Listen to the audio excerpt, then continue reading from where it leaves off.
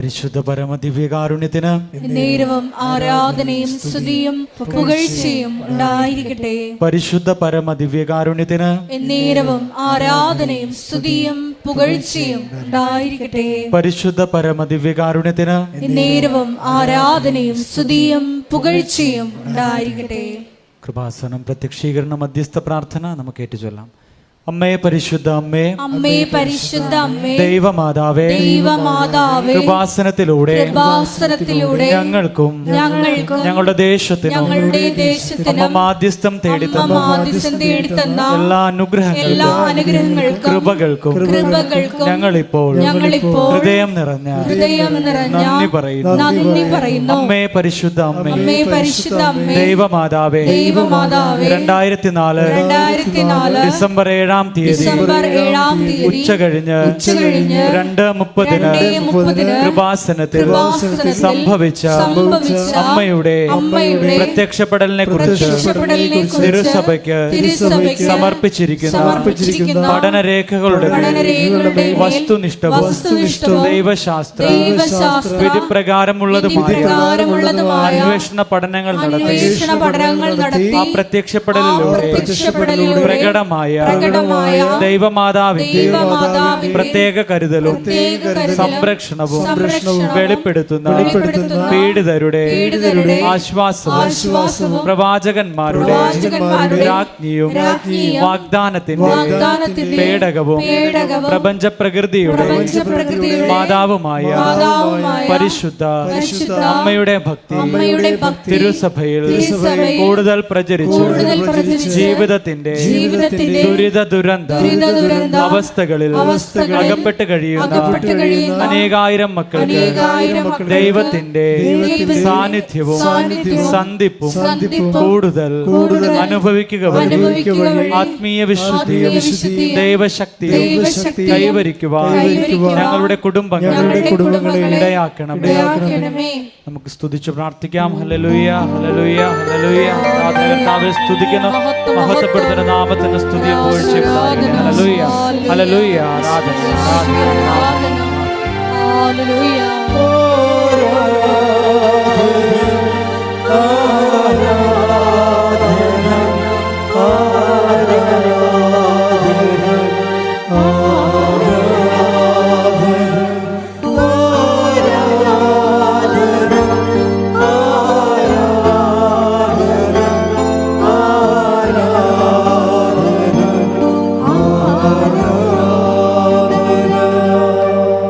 പരിശുദ്ധ പരമ ദിവ്യകാരുണ്യത്തിന് നേരവും ആരാധനയും സ്തുതിയും പുകഴ്ചയും ഉണ്ടായിരിക്കട്ടെ. പരിശുദ്ധ പരമ ദിവ്യകാരുണ്യത്തിന് നേരവും ആരാധനയും സ്തുതിയും പുകഴ്ചയും ഉണ്ടായിരിക്കട്ടെ. പരിശുദ്ധ പരമ ദിവ്യകാരുണ്യത്തിന് നേരവും ആരാധനയും സ്തുതിയും പുകഴ്ചയും ഉണ്ടായിരിക്കട്ടെ. അമ്മേ പരിശുദ്ധ അമ്മേ, അമ്മേ പരിശുദ്ധ അമ്മേ, ഭൂസ്വർ ലോകങ്ങളുടെ രാജ്ഞിയായ അങ്ങേക്ക് ഭൗമ സംരക്ഷണത്തിനായി പ്രപഞ്ച പ്രകൃതിയെ തിരുസഭ പ്രതിഷ്ഠിക്കുവാൻ ഈ പ്രത്യക്ഷീകരണം വഴി ഇടയാക്കണമേ. പരിശുദ്ധ അമ്മേ, ജപമാല മാതാവേ, സകല കൃപാസനം പ്രാർത്ഥനകളോടും ചേർത്ത് ഞങ്ങളിപ്പോൾ പ്രാർത്ഥിക്കുന്നു. ഈ കുടുംബത്തിന്റെ പ്രത്യേക നിയോഗവും മൗനമായി നിന്നുകൊണ്ട് നമ്മൾ ഓരോരുത്തരുടെയും വ്യക്തിപരമായിട്ടുള്ള നിയോഗങ്ങൾ ദിവ്യകാരുണ്യ തിരുസന്നിധിയിൽ പരിശുദ്ധ അമ്മയുടെ മധ്യസ്ഥതയിൽ നമുക്ക് സമർപ്പിച്ച് പ്രാർത്ഥിക്കാം.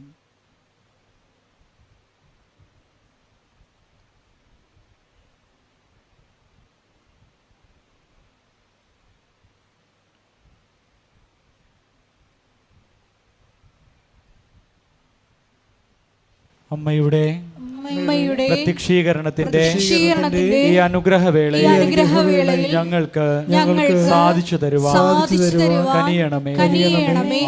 ആമേൻ. സ്തുതിച്ച് പ്രാർത്ഥിക്കാം. Hallelujah, hallelujah. മഹത്വം, മഹത്വം. നാളിതുവരെ ഞങ്ങൾക്ക് ലഭിച്ച എല്ലാ കൃപകൾക്കും അനുഗ്രഹങ്ങൾക്കും നന്ദി പറയുന്നു. Hallelujah, hallelujah. മഹത്വം, മഹത്വം. ആരാധന, ആരാധന. Hallelujah, hallelujah. യേശുവേ നന്ദി. യേശുവേ ഞങ്ങൾക്ക് വചനം നൽകണമേ എന്ന് പ്രാർത്ഥിക്കുന്നു. വചനത്താൽ ഞങ്ങളെ വിശുദ്ധീകരിക്കണമേ എന്ന് പ്രാർത്ഥിക്കുന്നു. ശക്തീകരിക്കണമേ എന്ന് പ്രാർത്ഥിക്കുന്നു. വഴി നടത്തണമേ എന്ന് പ്രാർത്ഥിക്കുന്നു. Hallelujah, hallelujah. മഹത്വം, മഹത്വം. ആരാധന, ആരാധന. ഹല്ലേലൂയ. സ്തുതിക്കട്ടെ. Hallelujah, hallelujah, hallelujah, hallelujah. യേശുവേ നന്ദി, ഹല്ലേലൂയ, ഹല്ലേലൂയ, യേശുവേ ആരാധന. യേശുവേ വചനം ശ്രവിക്കുവാൻ ഞങ്ങളെ ഒരുക്കണമേ എന്ന് പ്രാർത്ഥിക്കുന്നു. അഭിഷേകം നൽകണമേ. യേശുവേ നന്ദി, മഹത്വം, മഹത്വം, ഹല്ലേലൂയ, മഹത്വം. ഹല്ലേലൂയ. കവനൻ്റെ വർക്കൗട്ട് ചെയ്യുന്ന നമ്മുടെ നിയോഗങ്ങൾ നിവൃത്തിയാകുന്ന കാലാവസ്ഥകളുണ്ട്. ഇത് പറയാൻ കാരണം കഴിഞ്ഞ സെപ്റ്റംബർ 7 ഞാനിവിടെ ഇല്ലായിരുന്നു, ഞാൻ കൽക്കട്ടയിലായിരുന്നു.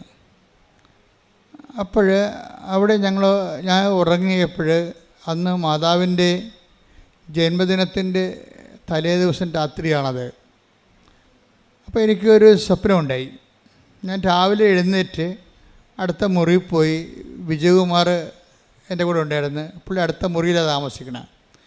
അപ്പോൾ ഞാൻ സാറേ ഇന്ന് മാതാവിൻ്റെ ജന്മദിനമാണ്, ഹാപ്പി മെരിമസ് എന്നൊക്കെ പറഞ്ഞ് സാറിനെ വിഷ് ചെയ്തേച്ചും ഞാൻ സാറിനോട് പറഞ്ഞു, സാറേ ഇന്ന് വെളുപ്പിന് ഒരു 3 മണിയായപ്പോൾ അമ്മ പറഞ്ഞു കവനൻ്റിന് ഡിസ്പോസിഷൻ ഉണ്ടെന്ന് പറഞ്ഞ്.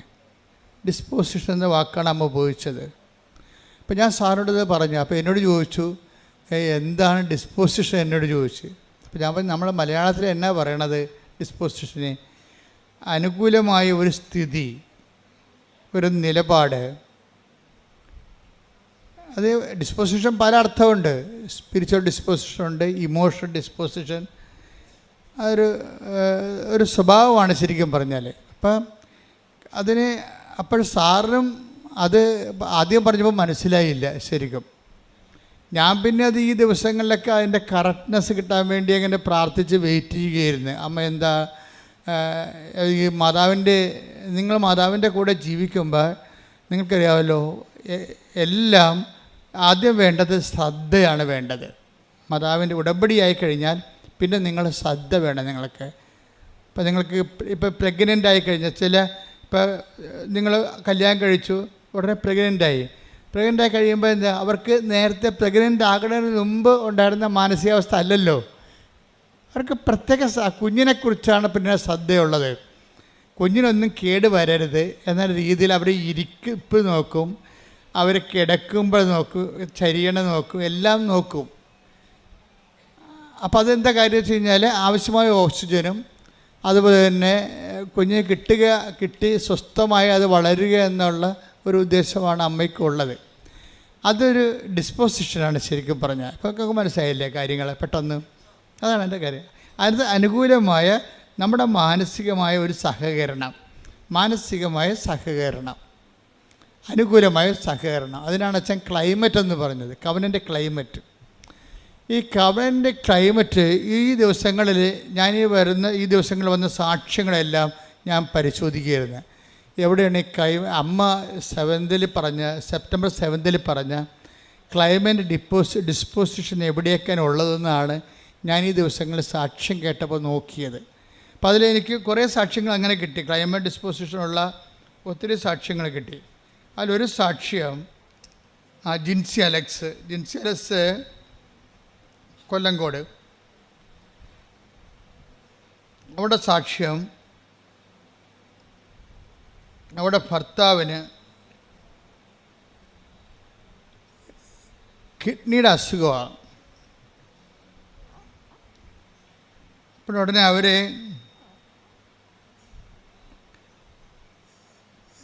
ഈ ഭർത്താവിനെ ഡയാലിസിസിന് കയറ്റുമ്പോൾ ഇവർക്കാണെങ്കിൽ കാര്യം അവർ ചെറുപ്പമാണ്. അപ്പോൾ പെട്ടെന്നിങ്ങനെ ഒരു കിഡ്നിക്ക് അസുഖം വന്നപ്പോൾ നമ്മൾ പറയില്ലേ, പച്ചമലയാളത്തിൽ പറഞ്ഞ നിന്നിടം മറന്നു പോകണമെന്ന് പറയത്തില്ലേ. അപ്പം അങ്ങനെ ഒരവസ്ഥ ആണ് അവിടെ ഉള്ളതെല്ലാം. പക്ഷേ ഇവൾ ഈ ഉടമ്പടി എടുത്തിരിക്കും. കിഡ്നി അസുഖമാണെന്ന് കേട്ടപ്പോൾ തന്നെ വന്ന് ഉടമ്പടി എടുത്ത് കഴിയുമ്പോൾ ഒരു ഡിസ്പോസിഷൻ രൂപപ്പെട്ടു വരും. ചിലർക്ക് ഉണ്ടാകത്തില്ല. ചിലരിങ്ങനെ ഓട്ടോമാറ്റിക്കായിട്ട് വന്ന് യാന്ത്രികമായിട്ട് എടുത്തുകൊണ്ട് പോണ കാരണം അവർക്കുണ്ടാകത്തില്ല. ചിലർ ശ്രദ്ധയോടുകൂടിയാണ് എടുക്കുക. കാര്യം ഞാൻ ഉടമ്പടി ആകുമ്പോൾ അമ്മയുമായിട്ട് ഞാൻ ഉടമ്പടിയിലാണ് ഇനിയുള്ള കാലമെല്ലാം എൻ്റെ കാര്യം അമ്മ നോക്കിക്കൊള്ളും. അതാണ് അതിൻ്റെ ഒരു മാനസികാവസ്ഥയാണത്. കാലാവസ്ഥ എന്ന് ഞാൻ പറഞ്ഞ കാര്യം മാനസിക കാലാവസ്ഥയാണ്. ഇപ്പം നേരത്തെ ഉണ്ടായിരുന്നതിനേക്കാൾ ഉടമ്പടി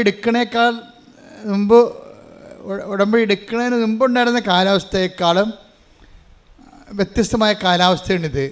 ഇത് ഇവള് വളരെ എത്ര തിരക്കാണെങ്കിലും നമ്മൾ ദൈവമായിട്ട് ഒരു ഉടമ്പടി റിലേഷൻസ് വരികയല്ലേ. അപ്പം നമുക്ക് കുറച്ച് ഉത്തരവാദിത്തമുണ്ട്, ദൈവത്തിനും കുറച്ച് ഉത്തരവാദിത്തമുണ്ട്. ദൈവത്തിൻ്റെ ഉത്തരവാദിത്തം എന്താണ്? നമ്മളെ സംരക്ഷിക്കുക, വളർത്തുക, നിലനിർത്തുകയാണ് ദൈവത്തിൻ്റെ ഉത്തരവാദിത്തം. നമ്മുടെ ഉത്തരവാദിത്തം എന്താ? ദൈവത്തിന് പ്രവർത്തിക്കാൻ പറ്റുന്ന രീതിയിൽ നമ്മളെ തന്നെ പരുവപ്പെടുത്തുകയാണ് നമ്മുടെ ഉത്തരവാദിത്തം. അപ്പോൾ ഇത് ഈ ഗ്രിൻസി വളരെ ഭംഗിയായിട്ട് ചെയ്യുന്നുണ്ട്. കാര്യം അവൾ സീരിയസ് ആയിട്ടാണ് പ്രാർത്ഥിച്ചാണ് വന്നത് ഉടമ്പടി എടുക്കുന്നത്. പ്രാർത്ഥിച്ച് വന്നെടുത്തിട്ട് ഈ ഉടമ്പടിയോട് കൂടി ഞാനും ദൈവവും തമ്മിൽ വളരെ ഉത്തരവാദിത്വമുള്ള ഉടമസ്ഥ ബന്ധത്തിലേക്ക് വരികയാണ്. അതാണ് നമ്മൾ സാധാരണ കേവല മനുഷ്യനും ഉടമ്പടി മനുഷ്യനും തമ്മിലുള്ള വ്യത്യാസം.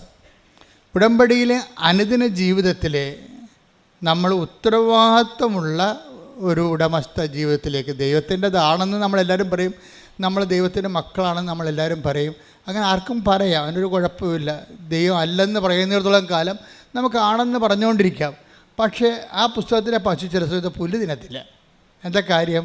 ഈ എല്ലാ കാര്യങ്ങളും സാധൂകരിക്കണം, ജസ്റ്റിഫൈ ചെയ്യണം.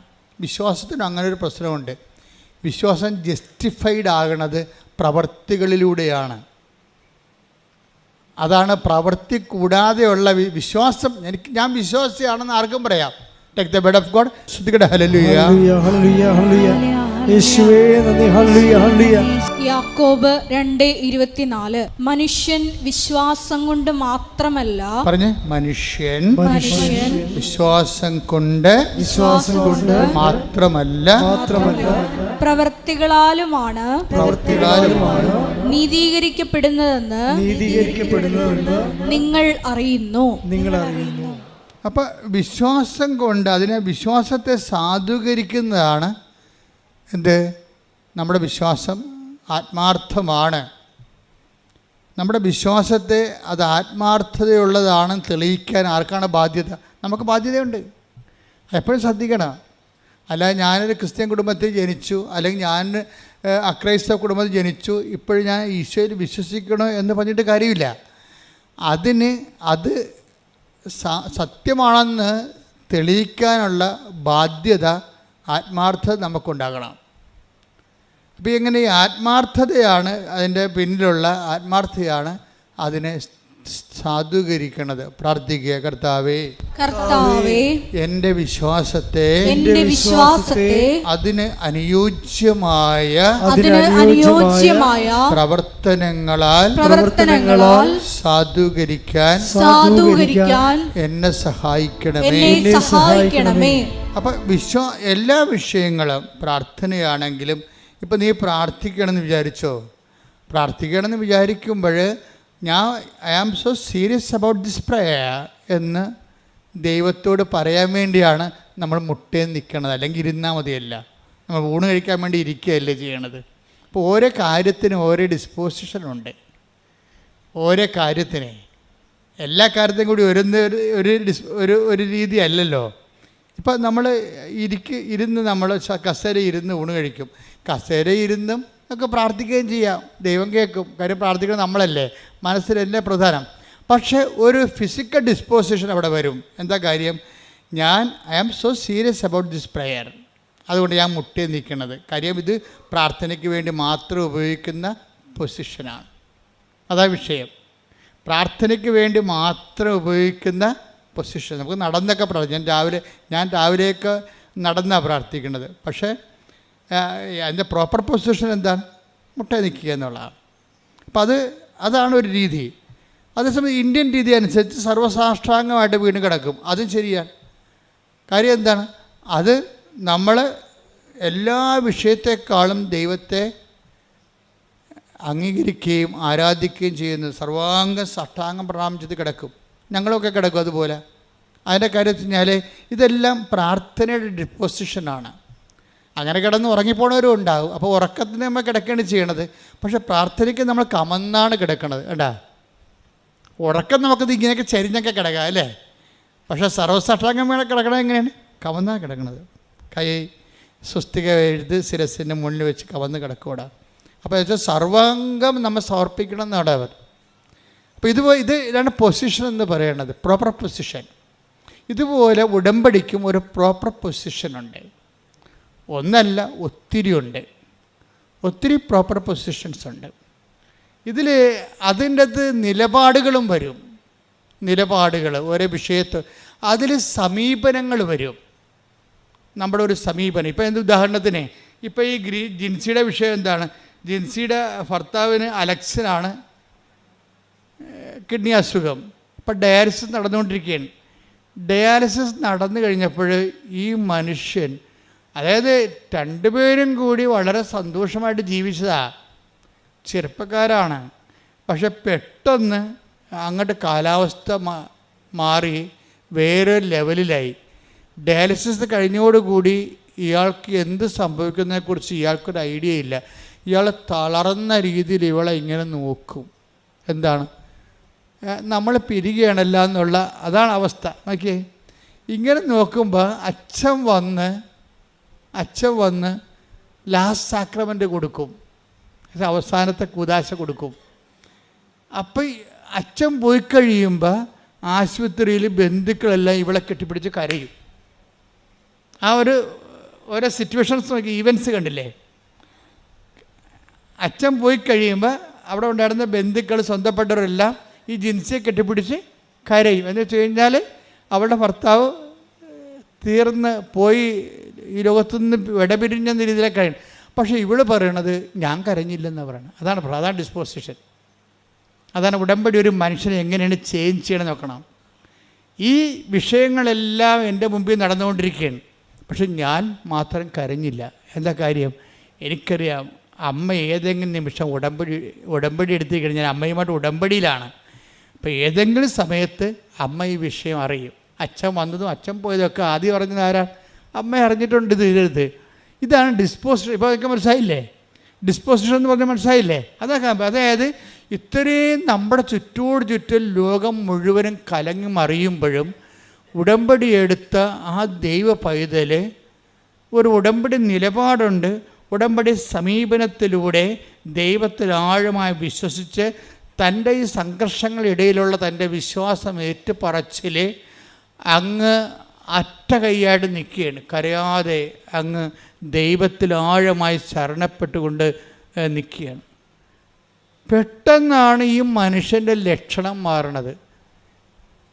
പടപടാ ഇവളുടെ ഇതെല്ലാം ദൈവത്തിൽ നമ്മളുടെ ഒരു നിലപാട്, സമീപനമൊക്കെ പ്രാർത്ഥനയാണ്. പ്രാർത്ഥന ചുണ്ടുകൊണ്ട് മാത്രമുള്ളതല്ല. അതായത് ഈ ഇങ്ങനെയുള്ള സംഘർഷ സമയത്തുള്ള നമ്മുടെ ഇതൊക്കെ ഒരു ഉടമ്പടി നിലപാടാണ്. എന്താ, നമ്മൾ വെറുതെ ഒരു പ്രാർത്ഥന പ്രാർത്ഥിച്ചിരിക്കുകയല്ല, നമ്മൾ ദൈവവുമായിട്ട് ഒരു ഉടമ്പടി എടുത്തിരിക്കുകയാണ്. അപ്പോൾ ദൈവവും നമ്മൾ ഈക്വൽ പാർട്ട്നേഴ്സാണ്.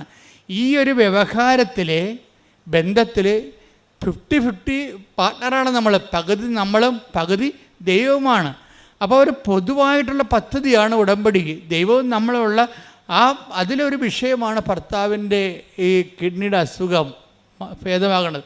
എന്നിട്ട് പെട്ടെന്ന് പതുക്കെ അതായത് നമ്മുടെ ഭാഗത്തു നിന്നുള്ള പേയ്മെൻറ്റ്, ഇതാണ് പേയ്മെൻറ്റ് എന്ന് പറയുന്നത്. ഇപ്പോൾ നമ്മൾ അഡ്വാൻസ് കൊടുത്താൽ മാത്രം പോലെ, ഉടമ്പടി നിങ്ങൾ എടുക്കുമ്പോൾ നിങ്ങളുടെ അഡ്വാൻസ് കൊടുക്കുകയാണ്. എന്താ കാര്യം? ഇങ്ങനെയൊക്കെ ഉള്ളതെല്ലാം ദൈവത്തിന് വേണ്ടി ചെയ്തുകൊള്ളാമെന്ന് പറഞ്ഞൊരു അഡ്വാൻസ്. പക്ഷേ ദൈവം എന്നാ ചെയ്യണമെന്ന് പറയുമ്പോൾ അതിൻ്റെ ഫുൾ എമൗണ്ട് പേ ചെയ്യാൻ പറയും. പക്ഷേ ആൾക്കാർക്കത് മനസ്സിലാകത്തില്ല. ചിലർ പറയും സാധനം കിട്ടട്ടെ എന്നിട്ട് ഞങ്ങൾ ഫുൾ എമൗണ്ട് പേ ചെയ്യാൻ പറയും. എങ്ങനെ? എന്തെങ്കിലും ഒന്ന് നടക്കട്ടെ, ജോലി കിട്ടട്ടെ, അല്ലെങ്കിൽ വിസ കിട്ടട്ടെ, അല്ലെങ്കിൽ ജപ്തി നടപടി മാറട്ടെ, എന്നിട്ട് ഞങ്ങൾ പത്രം കൊടുക്കാമെന്ന് പറയും. അതൊരു ബാർഗെയിനിങ്ങിലേക്ക് മാറും. ചില ആൾക്കാർക്ക് മണ്ടത്തരം പറഞ്ഞാൽ അങ്ങനെയാണ് ഉടമ്പടിയിൽ. എന്നുവെച്ചാൽ അവർ ഫുൾ എമൗണ്ട് പേ ചെയ്യുന്നതിന് മുമ്പ് ദൈവത്തോട് ചോദിച്ച് ദൈവം ഇങ്ങോട്ട് തന്നു കഴിഞ്ഞിട്ട് ഞങ്ങൾ ഫുൾ എമൗണ്ട് പത്രം കൊടുക്കുകയോ രോഗികളെ പോയി കാണുകയോ എന്തെങ്കിലും ചെയ്യാമെന്ന് പറയും. പക്ഷെ നടക്കത്തില്ല. നിങ്ങൾ അങ്ങനെ ഒരാളായത് കൊണ്ട് തന്നെ നിങ്ങളിങ്ങനെ ദൈവത്തിനെ കൊണ്ട് എല്ലാം ചെയ്യിച്ചതിന് ശേഷം ദൈവത്തിന് വിശ്വാസത്തിലെടുക്കണില്ലല്ലോ. അതാണ് പ്രശ്നം. ചില ആൾക്കാർ ഒന്നും കിട്ടിയില്ലെങ്കിലും ശരി, തനിക്ക് ചെയ്യാനുള്ളതെല്ലാം ചെയ്തു മാറ്റും, ഫുൾ എമൗണ്ട് പേ ചെയ്ത് കളയും. എന്താ കാര്യം? അവർ ദൈവത്തെ വിശ്വാസത്തിലെടുക്കുന്നു. ദൈവം എപ്പോഴായാലും ഈ വിഷയത്തിൽ ഇടപെടുമെന്ന് അവർക്ക് ആത്മാവിൽ. ഇതിനാണ് നിങ്ങളുടെ നമുക്കറിയാൻ പറ്റും ആത്മാവിലെ. അതായത് നിങ്ങൾ കുറച്ച് ക്ലിയർ ആണെങ്കിൽ ഈ സംശയത്തിൻ്റെ കാർമേഘം ഒന്നും ഇല്ലെങ്കിൽ, സംശയത്തെ കാർമേഘം എന്നാണ് വിളിക്കണത്. Take the word of God. യാക്കോബ് 1:6. യാക്കോബ് 1:6. സംശയിക്കാതെ വിശ്വാസത്തോടെ വേണം ചോദിക്കാൻ. സംശയിക്കുന്നവൻ കാറ്റിൽ ഇളകി മറിയുന്ന കടൽ തിരക്ക് തുല്യനാണ്. അപ്പം സംശയിക്കാതെ വേണം ഇത് വിഷയം ചെയ്യാൻ. അതായത് നിങ്ങൾ ഈ കണ്ണും പൂട്ടി അങ്ങോട്ട് ചെയ്യണം ഉടമ്പടിയിൽ. ഇപ്പം അതിൻ്റെ അർത്ഥം എന്താണ്? ദൈവത്തെ നമ്മൾ വിശ്വാസത്തിൽ എടുക്കുന്നു, അതാണ് വിഷയം. അല്ലാതെ ദൈവത്തിൽ നിന്ന് ഒരു ഇൻസ്റ്റാൾമെൻറ്റ് വരട്ടെ, ഈ കമ്പനി ശരിയാണെന്ന് നോക്കട്ടെ, ഈ ഏജൻറ്റ് നമ്മളെ പറ്റിക്കുമെന്ന്. നമ്മൾ വിസ ഏജൻറ്റുമാരെ എപ്പോഴും സംശയത്തോടെയല്ലേ നോക്കണം, ഈ കാശ് പോകുക എന്ന് ഓർത്തിട്ട്. അതുപോലെ വിസ ഏജൻറ്റുമാരെ നിങ്ങൾ നോക്കണ പോലെ ദൈവത്തെ നോക്കുന്നുണ്ട് ചില ആൾക്കാർ. അതാണ് നിങ്ങൾക്ക് കളിപ്പ് വരണത്. അപ്പോൾ ദൈവത്തിന് അറിയാൻ പറ്റുമല്ലോ ഇത് സംശയമാണെന്ന്. സംശയത്തിൽ ഉടമ്പടി വർക്കൗട്ട് ചെയ്യത്തില്ല. സംശയത്തിൽ ഉടമ്പടി, അത് സംശയം ഒരു നെഗറ്റീവ് ഡിസ്പോസിഷനാണ്. അത് പറഞ്ഞില്ലേ, കടൽ തിര പോലെയാണ്, ഇങ്ങനെ ഒന്നിനു പിറകെ ഒന്നായി വന്നിട്ട് അലസ്വസ്ഥപ്പെടുത്തിക്കൊണ്ടിരിക്കും. അപ്പോൾ അത് കട്ടൻഡേറ്റായിട്ട് ഇൻവെസ്റ്റ് ചെയ്യണതാണ് ഏറ്റവും നല്ലത്. പ്രാർത്ഥിക്കുക, കർത്താവായ ദൈവമേ, ഉടമ്പടി നിബന്ധനകളെ നിർബാധം നിറവേറ്റാൻ എനിക്ക് പ്രത്യേകമായ അഭിഷേകം നൽകണമേ. ശ്രുതികടെ ഹല്ലേലൂയ.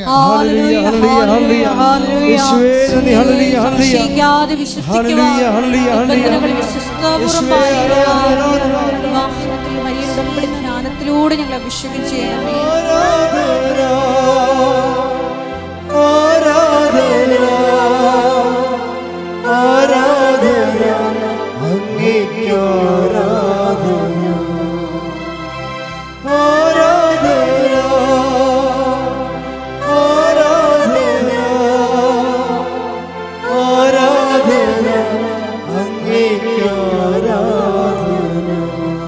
കുറേ ഘടകങ്ങളുണ്ട്. അതിൽ ഇവർ അച്ഛൻ സ്വന്തം ഭർത്താവിന് അന്ത്യകുദാശം നൽകി പിരിയുമ്പോൾ ബന്ധുക്കൾ ഇവിടെ കെട്ടിപ്പിടിച്ച് കരയുമ്പോൾ ഇവൾ വേങ്ങലടിച്ച് അവിടെ കൂടെ കരയേണ്ടതാണ്. ശരിക്കും പറഞ്ഞ് എല്ലാം തീർന്നെന്നും പറഞ്ഞുകൊണ്ട് കരയേണ്ടതാണ്.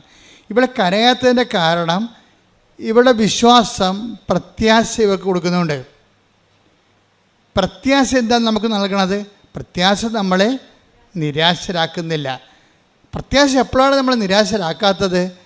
നമ്മൾ ചിന്തിക്കുന്ന പരിശുദ്ധാത്മാവിനാൽ ദൈവത്തിൻ്റെ സ്നേഹമെന്തെന്ന്. Take the word of God. റോമർ 5:5. ശ്രുതികടെ ഹല്ലേലൂയ. 5:5. പ്രത്യാശ നമ്മെ നിരാശരാക്കുന്നില്ല. ഒന്ന് പറഞ്ഞേ, പ്രത്യാശ നമ്മളെ നിരാശരാക്കുന്നില്ല.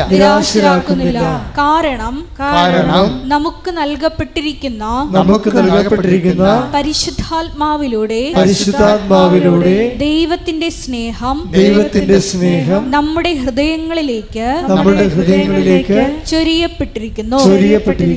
അപ്പൊ ഇതാണ് വിഷയം. അതായത് ഉടമ്പടി എടുക്കുമ്പോഴേ ജിൻസിക്ക് ഇതിന് ഇനിയുള്ള എല്ലാ അതിജീവനങ്ങൾക്കും ആവശ്യമായ ആത്മാഭിഷേകം കിട്ടിയിട്ടുണ്ടാണ്, പരിശുദ്ധാത്മാവിനെ. അത് വെറുതെ നിൽക്കാൻ പറ്റത്തില്ല. അതായത് എല്ലാവരെയും അന്ത്യകുദാശം നൽകിയിട്ട് സ്വന്തം ഭർത്താവിന് അന്ത്യകുദാശം നൽകിക്കൊണ്ട് അച്ഛൻ പിരിയുമ്പോൾ ബന്ധുക്കളെല്ലാം ഇവളെ കെട്ടിപ്പിടിച്ച് കരയുമ്പോൾ ഇവളിങ്ങനെ വളരെ നിശ്ചയദാർഢ്യത്തോടെ നിൽക്കുന്നത് പ്രത്യാശ കൊണ്ടാണ്. എന്താ കാര്യം? ഞാൻ ഉടമ്പടി എടുത്തിട്ടുണ്ട്, എൻ്റെ ഭർത്താവിൻ്റെ ജീവിതത്തിൽ ഇത് അവസാന വാക്കല്ല, ദൈവത്തിൻ്റെതാണ് അവസാന വാക്ക്. ഇന്നല്ലെങ്കിൽ അടുത്ത നിമിഷം ദൈവം പ്രവർത്തിക്കുമെന്ന് ഇവിടെ പ്രത്യാശിക്കുന്നു. അവിടെ എന്തുകൊണ്ടാണ് പ്രത്യാശിക്കണമെന്നാണ് വചനം പറയുന്നത്. എന്താണ്? പ്രത്യാശ നമ്മളെ നിരാശരാക്കുന്നില്ല. എന്താ കാര്യം? അപ്പോൾ അത് ഉടമ്പടി എടുത്തവരും എടുക്കാത്തവരും നമ്മൾ വ്യത്യാസം കണ്ട. എടുക്കാത്തവർ കെട്ടിപ്പിടിച്ച് കരയുന്നു, എടുത്തവർ ഉടമ്പടി എടുത്തവർ അവർക്ക് എന്താ കിട്ടിയിരിക്കേണ്ടത്? പ്രത്യാശ കിട്ടിയിരിക്കുകയാണ്. എന്താണ്? അവൾ പരിശുദ്ധാത്മ പറയും, നീ വിഷമിക്കേണ്ട, ഏതാ നിമിഷങ്ങൾക്കുള്ളിൽ നിൻ്റെ ഭർത്താവിൽ നിനക്ക് ടെസ്റ്റ് തന്നതാണ്, കുറച്ച് കഴിയുമ്പോൾ ദൈവം ഈ വിഷയം ഏറ്റെടുത്താണ്, നിൻ്റെ ഭർത്താവിന് ജീവനോടെ നിനക്ക് തരും എന്നുള്ള ഒരു മുന്നറിവ് പ്രത്യാശ ഇവർക്ക് നൽകിയിട്ടുണ്ട്. ഈ പ്രത്യാശ വന്ന എന്താ ഗുണം? നമുക്ക് നിരാശ എന്ന് പറഞ്ഞാൽ എന്താണ്? ഇപ്പോൾ ആൾക്കാർ പറയും നിരാശ ഉണ്ടാകാതിരിക്കുക എന്ത് ചെയ്യണം? ആശ ഉണ്ടാകാതിരുന്നാൽ മതിയെന്ന്. പണ്ട് ബുദ്ധനൊക്കെ അങ്ങനെ പറഞ്ഞുകൊണ്ടിരുന്നത്, ആശ ഉണ്ടാകാതിരുന്നാൽ മതിയെന്ന്. പക്ഷേ ബൈബിൾ പറയും, ബൈബിൾ അതിനെ ഈ അണ്ടേ കൊണ്ടേ വളം വെക്കത്തില്ല, ഡയറക്റ്റ് റൂട്ടിലേ വളം വെക്കത്തുള്ളൂ. ബൈബിൾ എന്താ പറയണത്? പ്രത്യാശ ഉണ്ടെങ്കിൽ സ്വാഭാവികമായിട്ടും നിനക്ക് നിരാശ ഉണ്ടാകത്തില്ല. എന്തുകൊണ്ടാണ് നിനക്ക് നിരാശ ഉണ്ടാകാത്തത്? എന്താണെന്ന് വെച്ച് കഴിഞ്ഞാൽ പരിശുദ്ധാത്മാവ് നിനക്ക് അറിവ് നൽകും. അതാണ് വിഷയം. എന്താണ്? ഈ ഉടമ്പടിയോടുകൂടി നീ പരിശുദ്ധാത്മാവിൻ്റെ പ്രത്യേകമായ ഇടപെടലിനും കമ്മ്യൂണിക്കേഷനിലാകും നീ ദൈവമായിട്ട്. അപ്പോൾ ഒരു ആന്തരികമായൊരു കമ്മ്യൂണിക്കേഷൻ കിട്ടിക്കഴിഞ്ഞാൽ നിനക്ക് ആന്തരിക ഉറപ്പ് ലഭിക്കും. ഇപ്പോൾ എല്ലാവരും കിടന്ന് വിഷമിക്കുമ്പോഴും ചില സ്നേഹബന്ധങ്ങളൊക്കെ ഉണ്ടാകുമല്ലോ. അപ്പോൾ ഒത്തിരി കല്യാണ മന്ദിരം പോണ്, അവളെ ഒന്നിനും കെട്ടണില്ല, ഒന്നിനും സമ്മതിക്കണില്ല അവൾ. അപ്പോഴേ അപ്പനും അല്ലേ അവളെ ഏറ്റവും അടുത്തറിയാവുന്നത് അവളുടെ ആങ്ങളൊക്കെയായിരിക്കും. ആങ്ങളക്ക് മറ്റുള്ള കാര്യങ്ങളൊക്കെ അറിയാവുന്ന ആളായിരിക്കും. വന്ന് ചോദിക്കും, എടി നീ ഇങ്ങനെ നിൽക്കണത് എന്താ? നിനക്ക് വല്ല ഉറപ്പം കിട്ടിയിട്ടുണ്ടാന്ന് ചോദിക്കും. എന്ന് വെച്ച് കഴിഞ്ഞാൽ അവൾക്കല്ലേ അറിയാൻ പാടില്ല ഉറപ്പ് കിട്ടിയിട്ടുണ്ടാകുന്നത്.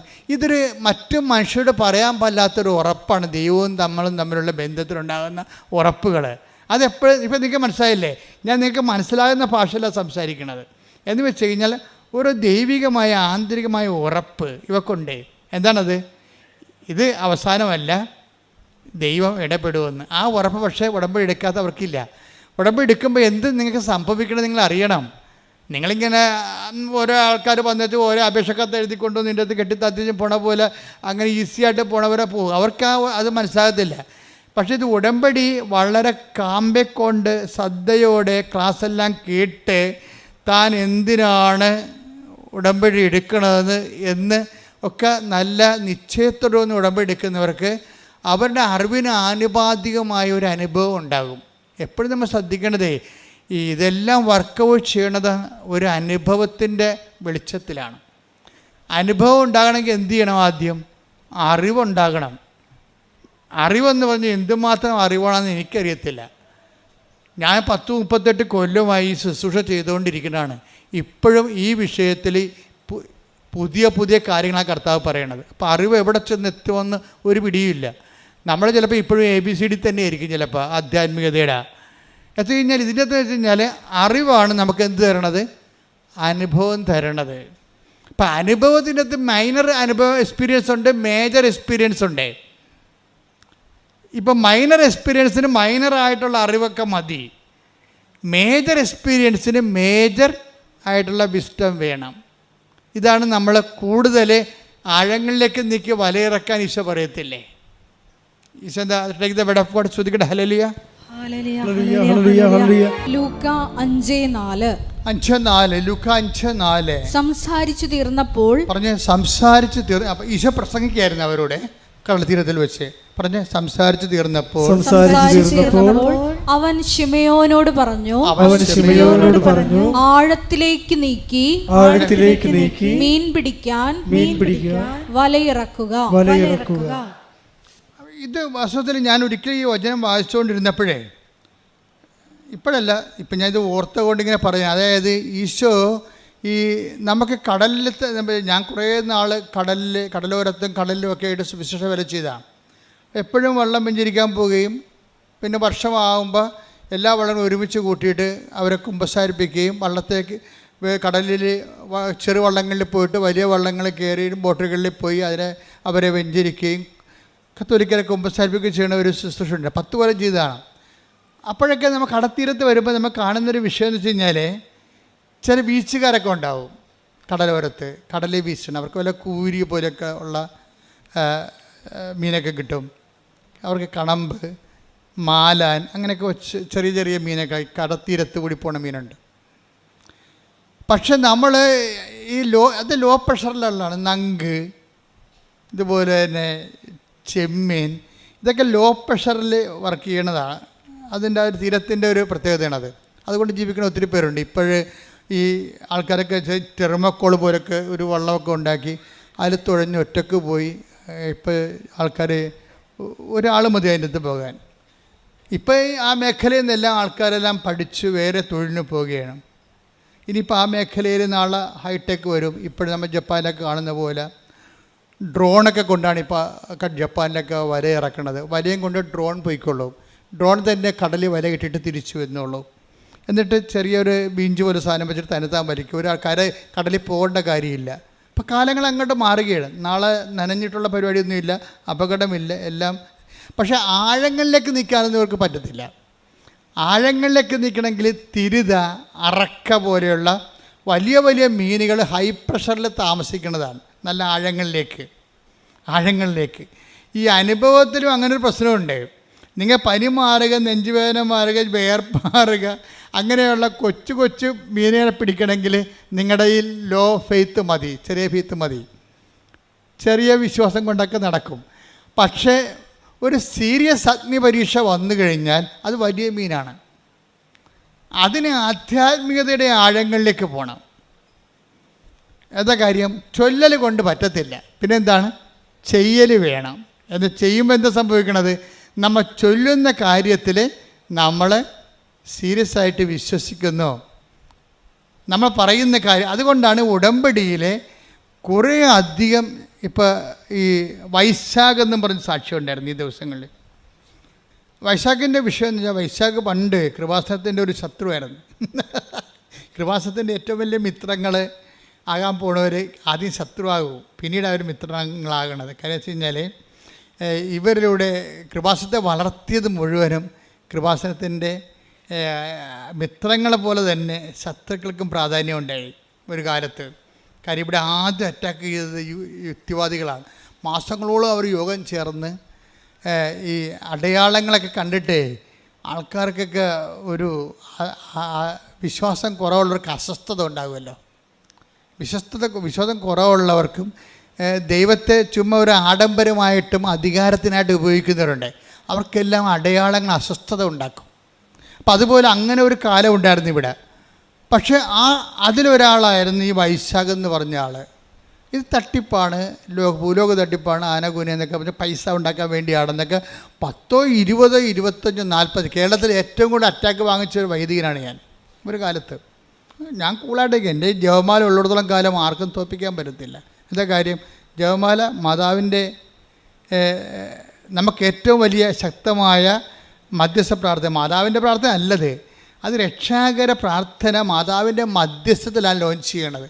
അപ്പോൾ അതിന് ഒരു അഭിഷേകം കിട്ടിയിരിക്കുന്ന കാരണം, ഈ അഭിഷേകം എന്നുകൊണ്ട് എന്താണെന്ന് എല്ലാത്തിനും ഒരു അഭിഷേകമുണ്ട്. നിങ്ങൾക്കറിയാമല്ലോ. ഇപ്പം തന്നെ അവളുടെ പേരെന്താ? ജിൻസി. അച്ഛൻ സ്വന്തം ഭർത്താവിന് അന്ത്യകൂദാശം കൊടുത്ത് പോകുമ്പോൾ എല്ലാ ബന്ധുക്കളും കെട്ടിപ്പിടിച്ച് കരയുമ്പോൾ ജിൻസി എന്താ കരയാത്തത്? അതിനാണ് ഈ അഭിഷേകം എന്ന് പറയണത്. ഒക്കെ മനസ്സിലായില്ല? അല്ലാതെ എണ്ണ കൊണ്ടൊന്ന് തലക്കോരി ഒഴിക്കണേനല്ല അഭിഷേകം എന്ന് പറയണത്. അതിനും പറയാം. പക്ഷേ ആന്തരികമായ അഭിഷേകമുണ്ട്. ഈ ബാഹ്യമായ അടയാളങ്ങളൊക്കെ അർത്ഥവത്താകണമെങ്കിലും അനാചാരങ്ങൾ അല്ലാതായിരിക്കണമെങ്കിലും ആന്തരികമായ അത് ഉദ്ദേശിക്കുന്ന സൂചന ആന്തരികമായി നടക്കണം. ആ മനുഷ്യനെ ആന്തരികമായി ആ അഭിഷേകം നടക്കാത്തോളം കാലം എണ്ണയല്ല, പെട്രോൾ ഒഴിക്കണത്, എണ്ണ ഒഴിക്കണതെല്ലാം കണക്കാണ്. ആന്തരികമായ ഒരു അഭിഷേകമുണ്ട് എല്ലാത്തിനും. ദൈവകൃപ പ്രവർത്തിക്കുന്നത് ആന്തരികമാണ്. അതുകൊണ്ടാണ് കൃപയെക്കുറിച്ച് പറയുമ്പോൾ എന്താ പറയണത്? കർത്താവിൻ്റെ കൃപ പറഞ്ഞേ, കർത്താവിന്റെ കൃപ അവന്റെ ആത്മാവിന്റെ കൂടെ ഉണ്ടായിരിക്കട്ടെ. അവന്റെ ആത്മാവോട് കൂടെ ഉണ്ടായിരിക്കട്ടെ. അപ്പം തലയുടെ കൂടെ ഉണ്ടാകുകയല്ല. കൃപ തലയിലല്ല ഇരിക്കണത്, തലയുടെ മുകളിലും അല്ല ഇരിക്കണത്. ഗലാത്യ 6:18 സഹോദരരെ, പറഞ്ഞ സഹോദരങ്ങളെ, നമ്മുടെ കർത്താവായ യേശുക്രിസ്തുവിന്റെ കൃപ നിങ്ങളുടെ ആത്മാവിനോട് കൂടെ ഉണ്ടായിരിക്കട്ടെ. കൃപ ആത്മാവിൽ അഭിഷിക്തമാകുന്ന കൃപയുടെ സൂചനയായിട്ടാണ് നമ്മൾ ശിരസ്സിലെ അഭിഷേകം മേടിക്കണത്. അപ്പോൾ ശിരസ്സിലെ അഭിഷേകം ചെയ്തില്ലെങ്കിലും അനുദിന ജീവിതത്തിൽ സാധാരണ മനുഷ്യർക്ക് അവരുടെ ജീവിത പ്രതിസന്ധി അതിജീവിക്കാൻ ആവശ്യമായ ആന്തരികമായ കൃപ അവർക്ക് ലഭിക്കും. അതിനെയാണ് ഇൻട്രിൻസിക് അനോയിൻറ്റിങ് എന്ന് പറയണത്. അത് പരിശുദ്ധാത്മാവ് നമുക്ക് ലഭിച്ചിരിക്കുന്ന തോതനുസരിച്ചാണ് നമുക്കത് ഫീൽ ചെയ്യണത്. ഭർത്താവ് മരിച്ചു എന്ന് പറഞ്ഞുകൊണ്ട് ബന്ധുക്കൾ കെട്ടിപ്പിടിച്ച് കരയുമ്പോഴും എല്ലാവർക്കും കരച്ചിൽ, ഭാര്യയ്ക്ക് മാത്രം കരച്ചിലില്ല. കാര്യം എന്താണ്? അവൾക്കതിന് ആന്തരിക അഭിഷേകം കിട്ടിയിരിക്കുകയാണ്. റോമ 5:5 വെച്ചാണ്. എന്താണ്? കഷ്ടത സഹനശീലവും. പറഞ്ഞേ, കഷ്ടത സഹനശീലവും, സഹനശീലം ആത്മധൈര്യവും. ആത്മധൈര്യമാണ് അവർക്ക് കിട്ടിയിരിക്കണത്. ആത്മധൈര്യം കിട്ടിയിരിക്കുകയാണ്. അതിനാണ് ആന്തരിക അഭിഷേകം എന്ന് പറഞ്ഞത്. ആത്മധൈര്യം പ്രത്യാശയം നമുക്ക് നൽകിയിരിക്കുന്നു. അത് എങ്ങനെ നൽകിയിരിക്കുന്നതാണ്? പരിശുദ്ധാത്മാവിനാലാണ്. നമ്മൾ ചിന്തിയിരിക്കുന്ന പരിശുദ്ധാത്മാവിനാൽ ദൈവത്തിന്റെ സ്നേഹം എന്തെന്ന് നമ്മൾ അറിയുന്നു. അപ്പൊ ഈ ആന്തരിക അഭിഷേകവും പരിശുദ്ധാത്മാവും ദൈവത്തിന്റെ സ്നേഹവും തമ്മിൽ ബന്ധമുണ്ട്. എന്താ കാര്യം വെച്ച് കഴിഞ്ഞാൽ, പരിശുദ്ധാത്മാവ് നിറയുമ്പോൾ നമുക്ക് എന്താ സംഭവിക്കണത്? അത് പരിശുദ്ധാത്മാവിനെ നിലനിർത്താൻ ആവശ്യമായ ഒരു ഇൻറ്റേർണൽ ഡിസ്പോസിഷൻ ഉണ്ട്. അതാണ് മാതാവ് സെപ്റ്റംബർ 7 പറഞ്ഞത്. ഡിസ്പോസിഷൻ, പരിശുദ്ധാത്മാവിനെ നിലനിർത്താനുള്ള ആന്തരികമായ ഒരു ഡിസ്പോസിഷൻ. ആ ഡിസ്പോസിഷൻ ഉണ്ടെങ്കിൽ എന്താ സംഭവിക്കണത്? പരിശുദ്ധാത്മാവിൻ്റെ ഫലമാണ് എന്ത്? ദൈവസ്നേഹം. ഈ നമ്മൾ ചിന്തിയിരിക്കുന്ന പരിശുദ്ധാത്മാവ്, take the word of God, അതായത് പരിശുദ്ധാത്മാവിൻ്റെ ഫലമാണ് ദൈവസ്നേഹം. അപ്പോൾ സ്നേഹം, പരിശുദ്ധാത്മാവിൻ്റെ ഫലങ്ങൾ ഗലാത്യർ 5:22. എന്നാൽ ആത്മാവിന്റെ ഫലങ്ങൾ സ്നേഹം, ആനന്ദം, സമാധാനം, ക്ഷമ, ദയ, നന്മ, വിശ്വസ്തത, സൗമ്യത, ആത്മസംയമനം ഇവയാണ്. ഈ ജിൻസി എന്ന് പറയുന്ന സഹോദരിക്ക് ഈ സംഭവങ്ങൾ ഇപ്പം എല്ലാം കിട്ടിയ പോലെയാണ് അല്ലേ? എന്തൊക്കെയാണുള്ളത്? ആത്മാവിൻ്റെ ഫലങ്ങൾ എന്തൊക്കെയാണുള്ളത്? സ്നേഹം, ആനന്ദം. അപ്പം ഇതെല്ലാം ഈ ആന്തരികമായ ആനന്ദത്തിനാണ് ആന്തരിക അഭിഷേകം എന്ന് പറയുന്നത്. സ്നേഹം, ആനന്ദം, പിന്നെന്താണ്? സമാധാനം, ക്ഷമ, ദയ, നന്മ.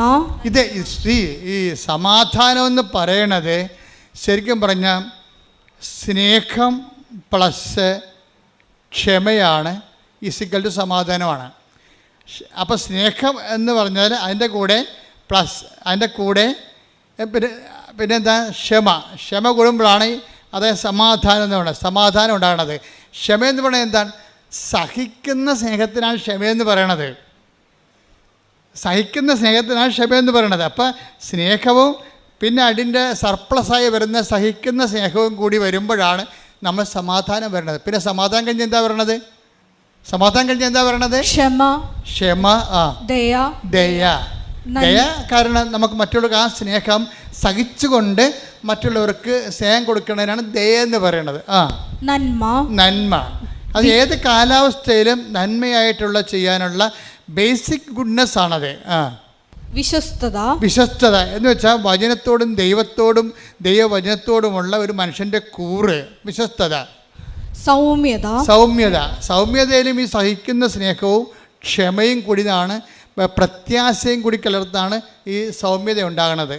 സൗമ്യത ശരിയാകും. ഭർത്താവ് 4 കാലം വീണ് കുടിച്ചുകൊണ്ട് വന്നിട്ട് നമ്മുടെ മോന്തക്ക് 2 കാച്ച് കച്ചാലും ഈ ഭാര്യ, ചില ആന്തരികമായ അഭിഷേകം കിട്ടിയ ഭാര്യമാർ പ്രാർത്ഥനയോടെ നിൽക്കും. എന്താണ്?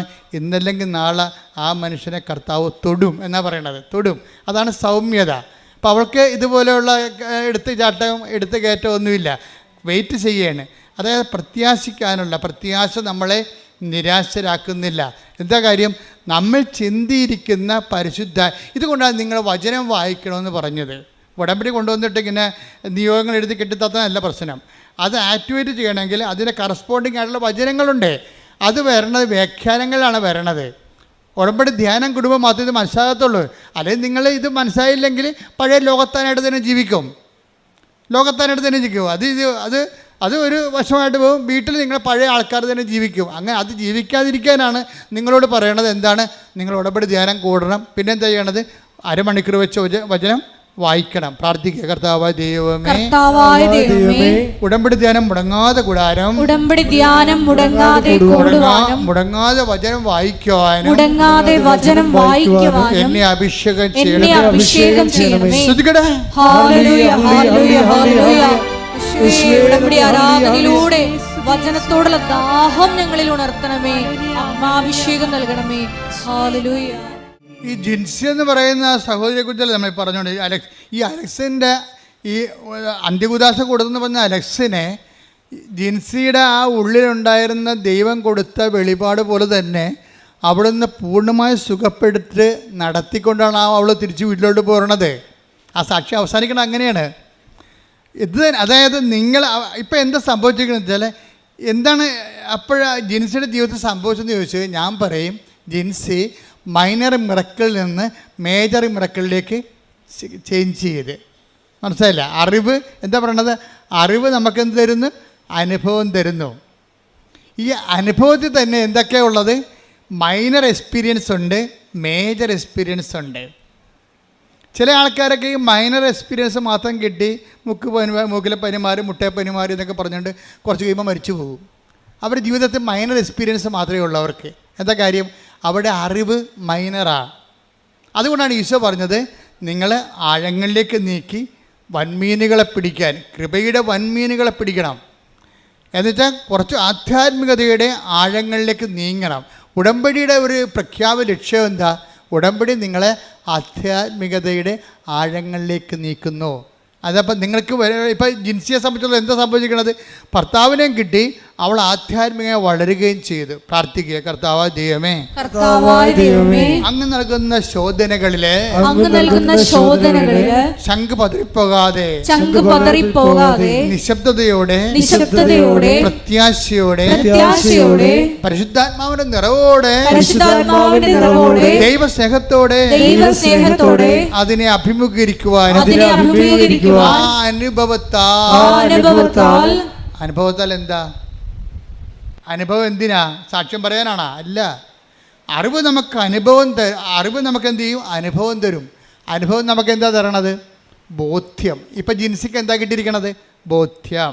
എന്താണ്? ഈ കാലം കഴിഞ്ഞു പോകും, എന്ത് സങ്കടം വന്നാലും ഞാൻ ഉടമ്പടിയെടുത്ത അമ്മ എനിക്ക് വേണ്ടി മധ്യസ്ഥം വഹിച്ചുകൊണ്ടിരിക്കും. അപ്പോൾ ജീവിതത്തെ ഞാൻ എന്ത് ക്രൈസിസ് ആയാലും കാഷ്വാലിറ്റി ആയാലും എനിക്കിനി അതിജീവിക്കാൻ കഴിയും. കാരണം എന്താണ്? ഞാൻ ഉടമ്പടിയിലാണ്. പ്രാർത്ഥിക്കുക. കർത്താവായ ദൈവമേ, ഇത്തരം ആന്തരിക അവബോധത്തിലേക്ക്, ആത്മീയ ബോധ്യത്തിലേക്ക് എന്നെ നയിക്കണമേ. അപ്പം ഓരോ സാക്ഷ്യവും ഞാനിപ്പോൾ നമ്മുടെ പ്രിയപ്പെട്ട അച്ഛന്മാരോട് പറയുവേ, കൃപാസനം എന്ന് പറയുന്നത് സാക്ഷ്യമാണ്. എന്താ കാര്യം? സാക്ഷ്യം എന്ന് പറയുന്നത് ബോധ്യമാണ്. അപ്പോൾ ബോധ്യം ആൾക്കാർക്ക് എന്താ കൊണ്ട് നൽകണത്? ബോധ്യമാണ് നൽകണത്. ബോധ്യം ഇപ്പോൾ അറിവ് അനുഭവം നൽകുന്നു. അനുഭവം നൽകും, ബോധ്യം നൽകും. ഇപ്പം ജിൻസിക്കൊരു ബോധ്യം കിട്ടിയില്ലേ? ഈ ബോധ്യം പക്ഷേ ആദ്യം ഉണ്ടായിരുന്ന വൈശാഖിനില്ലായിരുന്നു. വൈശാഖ് എപ്പോഴും നോക്കിക്കൊണ്ടിരുന്ന കൃപാസനത്തെക്കുറിച്ച് മോശം വീഡിയോ ആര് പറഞ്ഞാൽ അത് നോക്കും, എന്നിട്ട് കമൻറ്റ് ചെയ്യാൻ വേണ്ടി. അതൊക്കെ അന്ന് കൃപാസനത്തെക്കുറിച്ച് അദ്ദേഹത്തിന് ബോധ്യമില്ലായിരുന്നു. അപ്പോൾ അദ്ദേഹം അന്ന് ചെയ്യണമെന്ന് വെച്ച് കഴിഞ്ഞാൽ നമുക്ക് ആരോഗ്യമുണ്ട്, നമുക്ക് ജോലി ചെയ്യാം, നമുക്ക് ബുദ്ധിയുണ്ട്, നമുക്ക് പിന്നെ അതുകൊണ്ട് അയാൾ പറയും ഞാൻ അഹങ്കാരിയായിപ്പോയെന്നാണ് പറഞ്ഞത്. വൈശാഖ് പറയുന്ന ഒരു വിഷയമുണ്ട്. അതായത് എപ്പോഴും കുഴപ്പമില്ലാത്ത ഒരു ജോലി എനിക്കുണ്ട്, അതായിരുന്നു എൻ്റെ അഹങ്കാരമെന്ന്. മനുഷ്യൻ്റെ ഏറ്റവും വലിയ പ്രോബ്ലം അതാണ്. എനിക്കും ഉണ്ടാവും, നിങ്ങൾക്കും ഉണ്ടാവും. നമ്മൾക്കുള്ള ഒരു വിഷയത്തെക്കുറിച്ച് നമ്മൾ കണ്ടൻറ്റഡ് ആയിരിക്കും, പിന്നെ അവിടെ ദൈവത്തിന് സ്പേസ് ഇല്ല. അഹങ്കാരത്തിൻ്റെ ഒരു കുഴപ്പമെന്ന് വെച്ച് കഴിഞ്ഞാൽ മുഴുവൻ ദൈവത്തിൻ്റെ സ്പേസ് അത് കൈകാര്യം ചെയ്യുമെന്നുള്ളതാണ്. ഇപ്പോൾ ഒരു മുറി മുഴുവനും മേശം കസേരയാണെങ്കിൽ നമുക്ക് അകത്തോട്ട് കിടക്കാൻ പറ്റുമോ? അതുപോലെയാണ് ഈ സംഭവം. നമ്മൾ തന്നെയായിരിക്കും അതിൻ്റെ അകത്ത് മുഴുവനും. അപ്പോൾ ദൈവത്തിന് അതിൻ്റെ അകത്ത് പ്രവേശനമില്ല. അതാണ്. അപ്പോൾ എന്ത് പറ്റുമെന്ന് വെച്ചാൽ ഒരു പ്രാവശ്യം ഈ വൈശാഖിൻ്റെ ഭാര്യയുണ്ട് അന്ന, അവർ മിക്സഡ് മാരേജാണ്. അന്ന വൈശാഖിന് രണ്ടുപേരും ദുബായിലാണ്. അന്ന വൈശാഖിനോട് പറയും ഇച്ചായ തൊണ്ടയ്ക്ക് എന്തോ കുഴപ്പമുണ്ട്, പൊടി പൊടി എന്ന് പറയാം. ഈ അന്ന പറഞ്ഞാണ് ഇച്ചായ തൊണ്ടയ്ക്ക് എന്തോ കുഴപ്പമുണ്ടെന്ന് തോന്നുന്നത് തടയി നോക്കുകയും പറയും ഏടി പൊടി എന്ന് പറഞ്ഞ് ഇവളത്ത് ഓടിച്ചിടും, സമ്മതിക്കത്തില്ല. അപ്പോൾ അത് പുള്ളിക്കാരൻ പറയും അത് പുള്ളി നല്ല ഈ ജിംനേഷ്യനാണ്, നല്ല ആരോഗ്യമുള്ള ആളാണ്. അപ്പോൾ പറയും എൻ്റെ ബോഡി ബിൽഡിങ്ങിൻ്റെ ആണ് ചിലപ്പോൾ നിങ്ങൾക്ക് തോന്നണത്, അല്ല അതൊന്നുമില്ലെന്ന് പറയും. പക്ഷെ 2 ആഴ്ച കഴിയുമ്പോൾ പിന്നെ അന്ന പറയും അച്ഛാ തൊണ്ടയ്ക്ക് എന്ത് കുഴപ്പമുണ്ടല്ലോ എന്ന് പറയും. അപ്പോൾ പിന്നെ ഇവളോട് ഭയങ്കര സ്നേഹമായത് കാരണം എന്നാൽ പിന്നെ പോയി നോക്കാമെന്ന് പറയും. എന്നാൽ പിന്നെ പോയി നോക്കാമെന്ന് പറഞ്ഞ് ടെസ്റ്റ് ചെയ്ത് കഴിയുമ്പോൾ പിക്ചർ ആപ്പടെ മാറും. എന്താ കാര്യം? ഇത് തൈറോയ്ഡ് ക്യാൻസറാണ് സംഭവം. തൈറോയ്ഡ് ക്യാൻസർ ആകുമ്പോൾ പിന്നെ അവരെ ദുബായിൽ വേണ്ടത്ര മെഡിക്കേഷൻ ഇല്ല. അവളെ നേഴ്സാണ്, അവളവിടെ നിൽക്കും. എന്നിട്ട് ഇയാളെ നാട്ടിലേക്ക് പറഞ്ഞു വിടും. നോക്കിയേ, 1 സെക്കൻഡ് കൊണ്ട് കാര്യങ്ങൾ മാറുന്നു കണ്ടില്ലേ? 1 സെക്കൻഡ് കൊണ്ട് കാര്യം മാറും. എല്ലാം ഓക്കെ ആയിരുന്നൊരു കുടുംബത്തിലാണ് പെട്ടെന്ന് കാലാവസ്ഥ മാറണം. കണ്ട, വൈശാഖ് നാട്ടിലും അന്ന ദുബൈയിലുമാണ്. പിന്നെ എന്താ ചെയ്യണത്?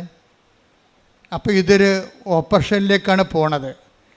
നാട്ടിൽ വന്നും അത് സ്കാൻ ചെയ്തെടുത്ത് നോക്കിയപ്പോഴും അത് തൈറോയ്ഡിൽ ക്യാൻസർ തന്നെയാണ്. അതോടുകൂടി ഈ മനുഷ്യൻ അസ്തമിക്കാൻ തുടങ്ങും. വല്ലാത്ത രീതിയിൽ വിഷമവും വേദനയും കാലാവസ്ഥ മുഴ അങ്ങനെ വലുതാകാൻ തുടങ്ങും.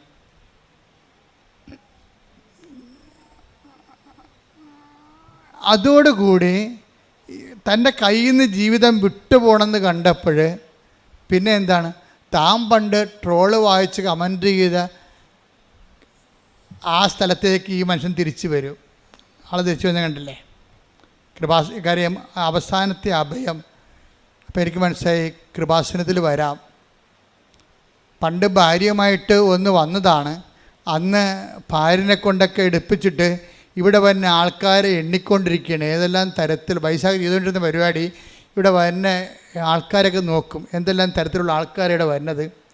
ആൾക്കാരുടെ എണ്ണം കാണുമ്പോൾ കുറേ കാശ് അച്ഛൻ ഉണ്ടാക്കുന്നുണ്ടല്ല. ഇതൊക്കെ ചിന്തിച്ചിട്ടാണ് ഇവിടെ നിന്നത്. ഇതെല്ലാം ചിന്തിച്ചിട്ടാണ്. നമുക്കറിയാമല്ലേ, അത് കൃപാസനത്തിന് എന്തെങ്കിലും ഉണ്ടെങ്കിൽ അതെല്ലാം മാതാവിൻ്റെ നാളെ കാലങ്ങളിലുള്ള തീർത്ഥാടനത്തിൻ്റെ സൗകര്യത്തിന് വേണ്ടി എല്ലാം നമ്മൾ ക്രമീകരിച്ചുകൊണ്ടിരിക്കുകയാണ്. ആർക്കും ഒന്നും ചെയ്യാൻ പറ്റത്തില്ല. എന്നാലും മനുഷ്യൻ ചിന്തിക്കുന്ന ചിന്ത കണ്ടില്ലേ?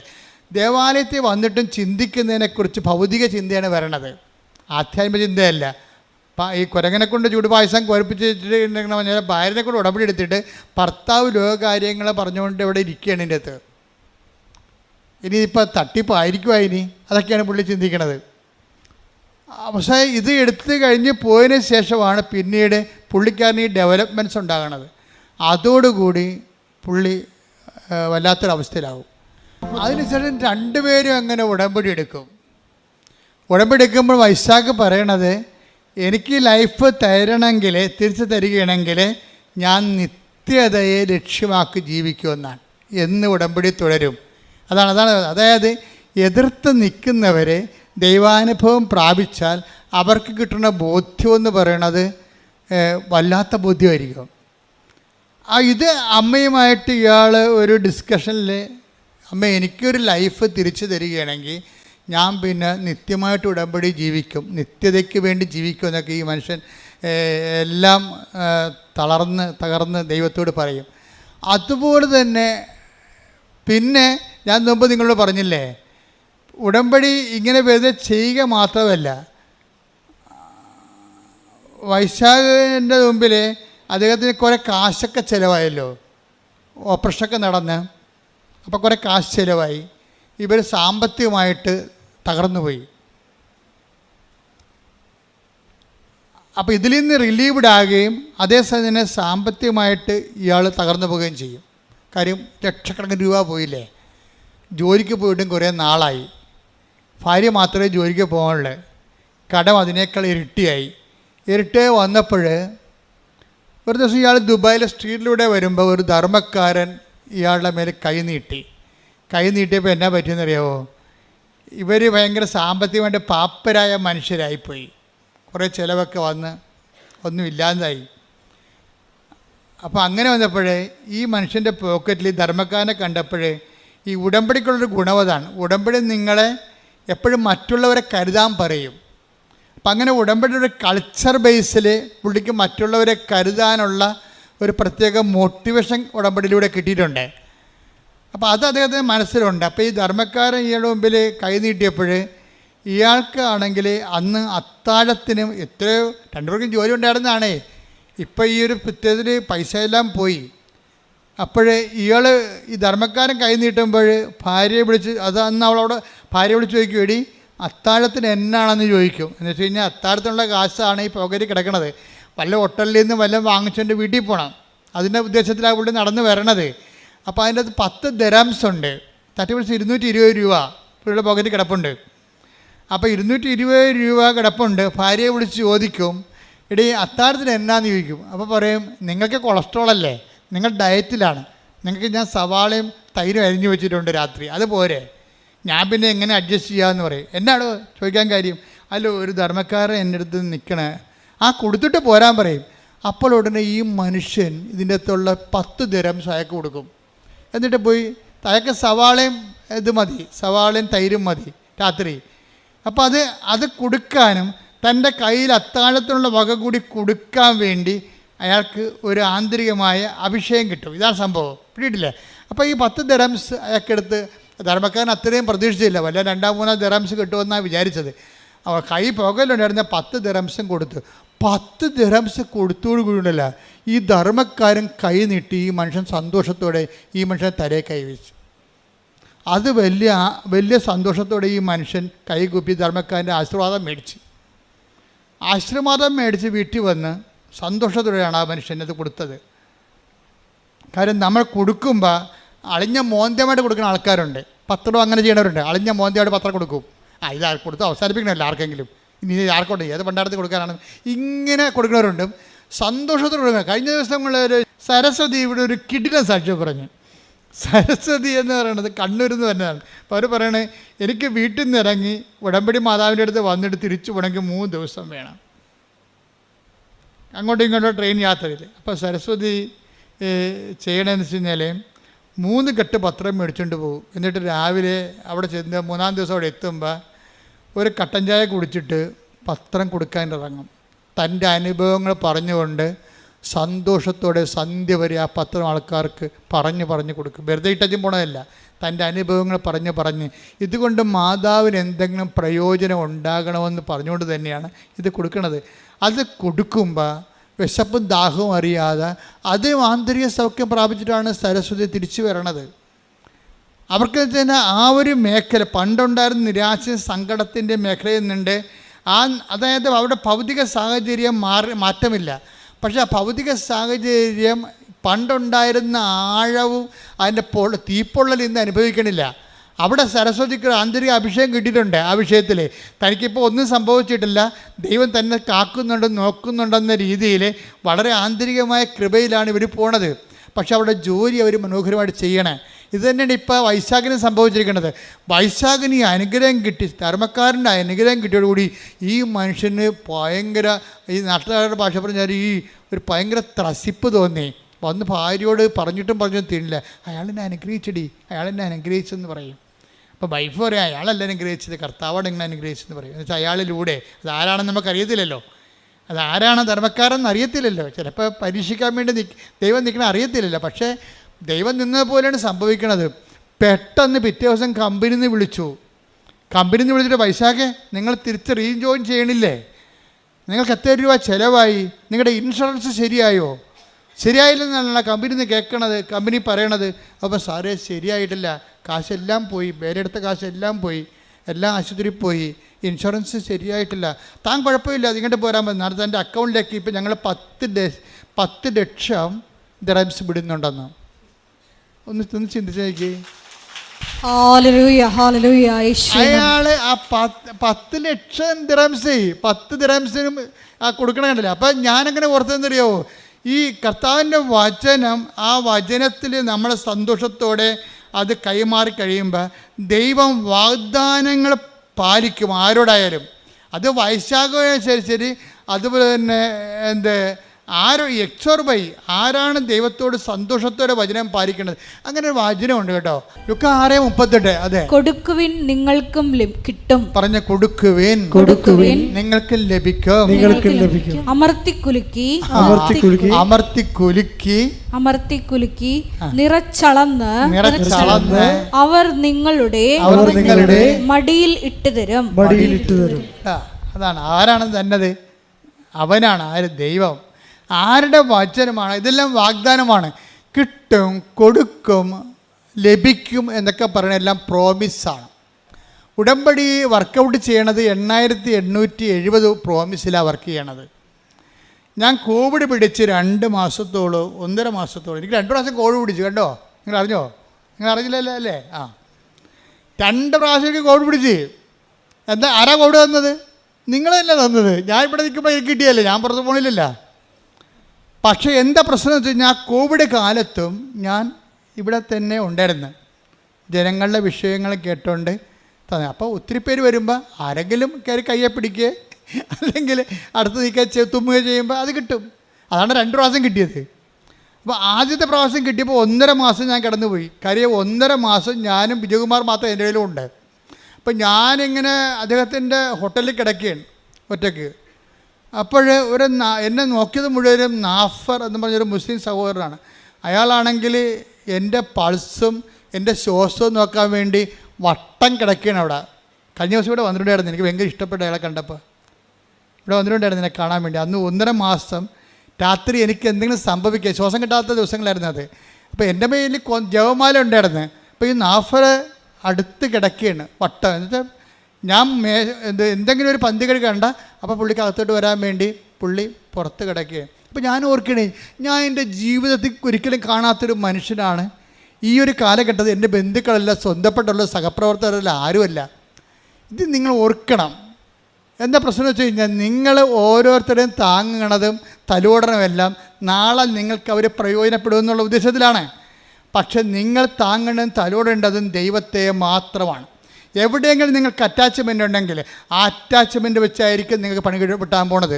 പക്ഷേ ദൈവത്തോട് മാത്രം അറ്റാച്ച്മെൻ്റ് ഉണ്ടെങ്കിൽ നമ്മളുടെ യഥാർത്ഥ സമയത്ത് ദൈവമാണ് ആളെ ദൂത വിടണത്. ഞാൻ നിനക്ക് മുമ്പേ എൻ്റെ ദൂതനെ അയക്കും. ശ്രുതികട hallelujah. Take the word of God. Hallelujah hallelujah hallelujah hallelujah hallelujah. യേശുവേ സ്തുതി. Hallelujah hallelujah hallelujah. യേശുവേ സ്തുതി. Hallelujah hallelujah hallelujah hallelujah. പുറപ്പാട് 23:20. പുറപ്പാട് 23:20. ഇതാ പറഞ്ഞേ. ഇതാ ഒരു ദൂതനെ നിനക്ക് മുൻപേ ഞാൻ അയക്കുന്നു. അവൻ നിന്റെ വഴിയിൽ നിന്നെ കാത്തുകൊള്ളും. ഞാൻ. അപ്പൊ ഈ നാഫർ ആരാണ് എൻ്റെ ഇരിക്കണേ? അവൻ്റെ ദൂതനാ. ഞാൻ നിനക്ക് മുമ്പേ എൻ്റെ ദൂതനെ അയക്കുമെന്നാണ് പറഞ്ഞിരിക്കുന്നത്. ഞാൻ എൻ്റെ ദൂതനെ അയക്കും. എപ്പോഴും നമ്മളെ സംബന്ധിച്ചിടത്തോളം അവനെന്ത് ചെയ്യും?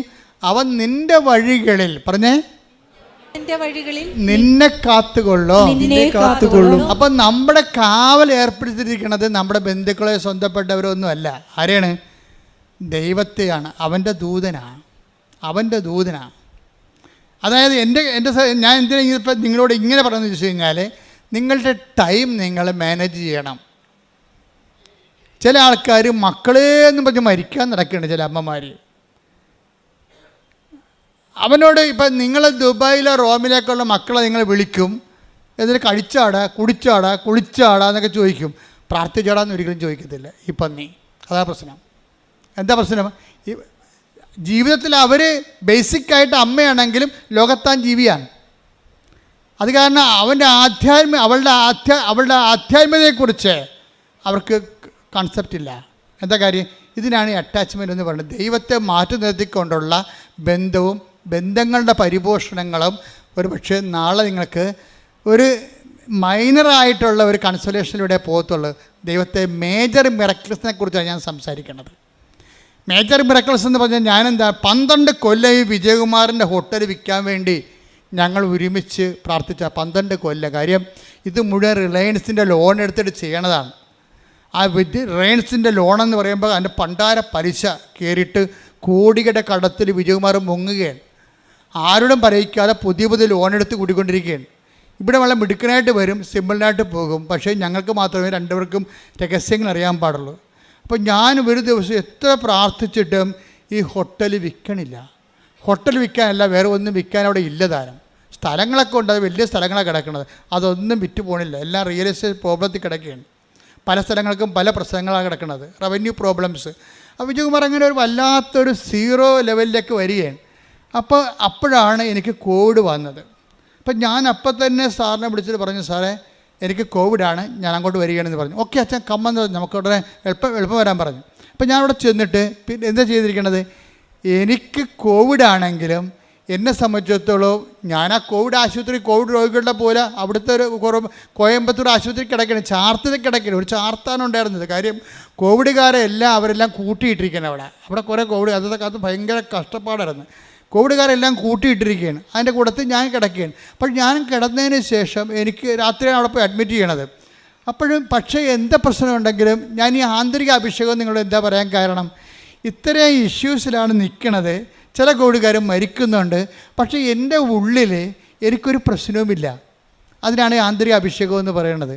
അതായത് ഞാൻ റിലീവ്ഡ് ആകുമെന്നും എനിക്ക് I am so live and so happy as if I am not affected by covid. അതായത് ഇത് സംഭവിക്കാത്ത പോലെ ഞാൻ കോവിഡ് അഫക്റ്റഡ് അല്ലാത്തതുപോലെ ഞാൻ ഹാപ്പിയാണ്. രാത്രി പിന്നെ വ്യത്യാസം 3 മണിയായപ്പോൾ എന്നെ മുറിയിലോട്ട് മാറ്റി 36 മണിക്കൂർ കഴിഞ്ഞപ്പോൾ എന്നെ വീണ്ടും ഹോട്ടലിലോട്ട് മാറ്റി. അപ്പോൾ ഈ സമയങ്ങളെല്ലാം എൻ്റെ കൂടെ ജപമാല ഇരിക്കണം. അതിൻ്റെ നിങ്ങൾക്ക് അഭിഷേകം, പ്രാർത്ഥനയിൽ അഭിഷേകം വേണമെങ്കിൽ നിങ്ങൾ ജപമാലയിൽ നിന്ന് അഭിഷേകം മേടിക്കേണ്ടത്. അതിൻ്റെ കാരണം വെച്ച് കഴിഞ്ഞാൽ ഏത് കാട്ടിലും ഏത് കോവിഡിലും കിടന്നുകൊണ്ട് നിങ്ങൾക്കത് പ്രാർത്ഥിക്കാൻ പറ്റും. ഇത്തിരി ഓർമ്മ മതി. എന്താണ് ജപമാലയ്ക്ക് വേണ്ടിയുള്ള ഇൻവെസ്റ്റ്മെൻ്റ് എന്ന് പറഞ്ഞു കഴിഞ്ഞാൽ ഒരു പൊടിക്ക് ഓർമ്മ, അത്രയേ ഉള്ളൂ. ജപമാല ചെല്ലാൻ നിങ്ങൾക്ക് എന്ത് വേണമെന്ന് വെച്ച് കഴിഞ്ഞാൽ ഒരു പൊടിക്ക് ഓർമ്മ മതി. എനിക്ക് ഓർമ്മയുണ്ട്, ഞാൻ മരിച്ചിട്ടില്ല എന്നുള്ളൊരു ബോധം മതി നിനക്ക് ഒരു ജപമാല ആക്ടിവേറ്റ് ആകാൻ.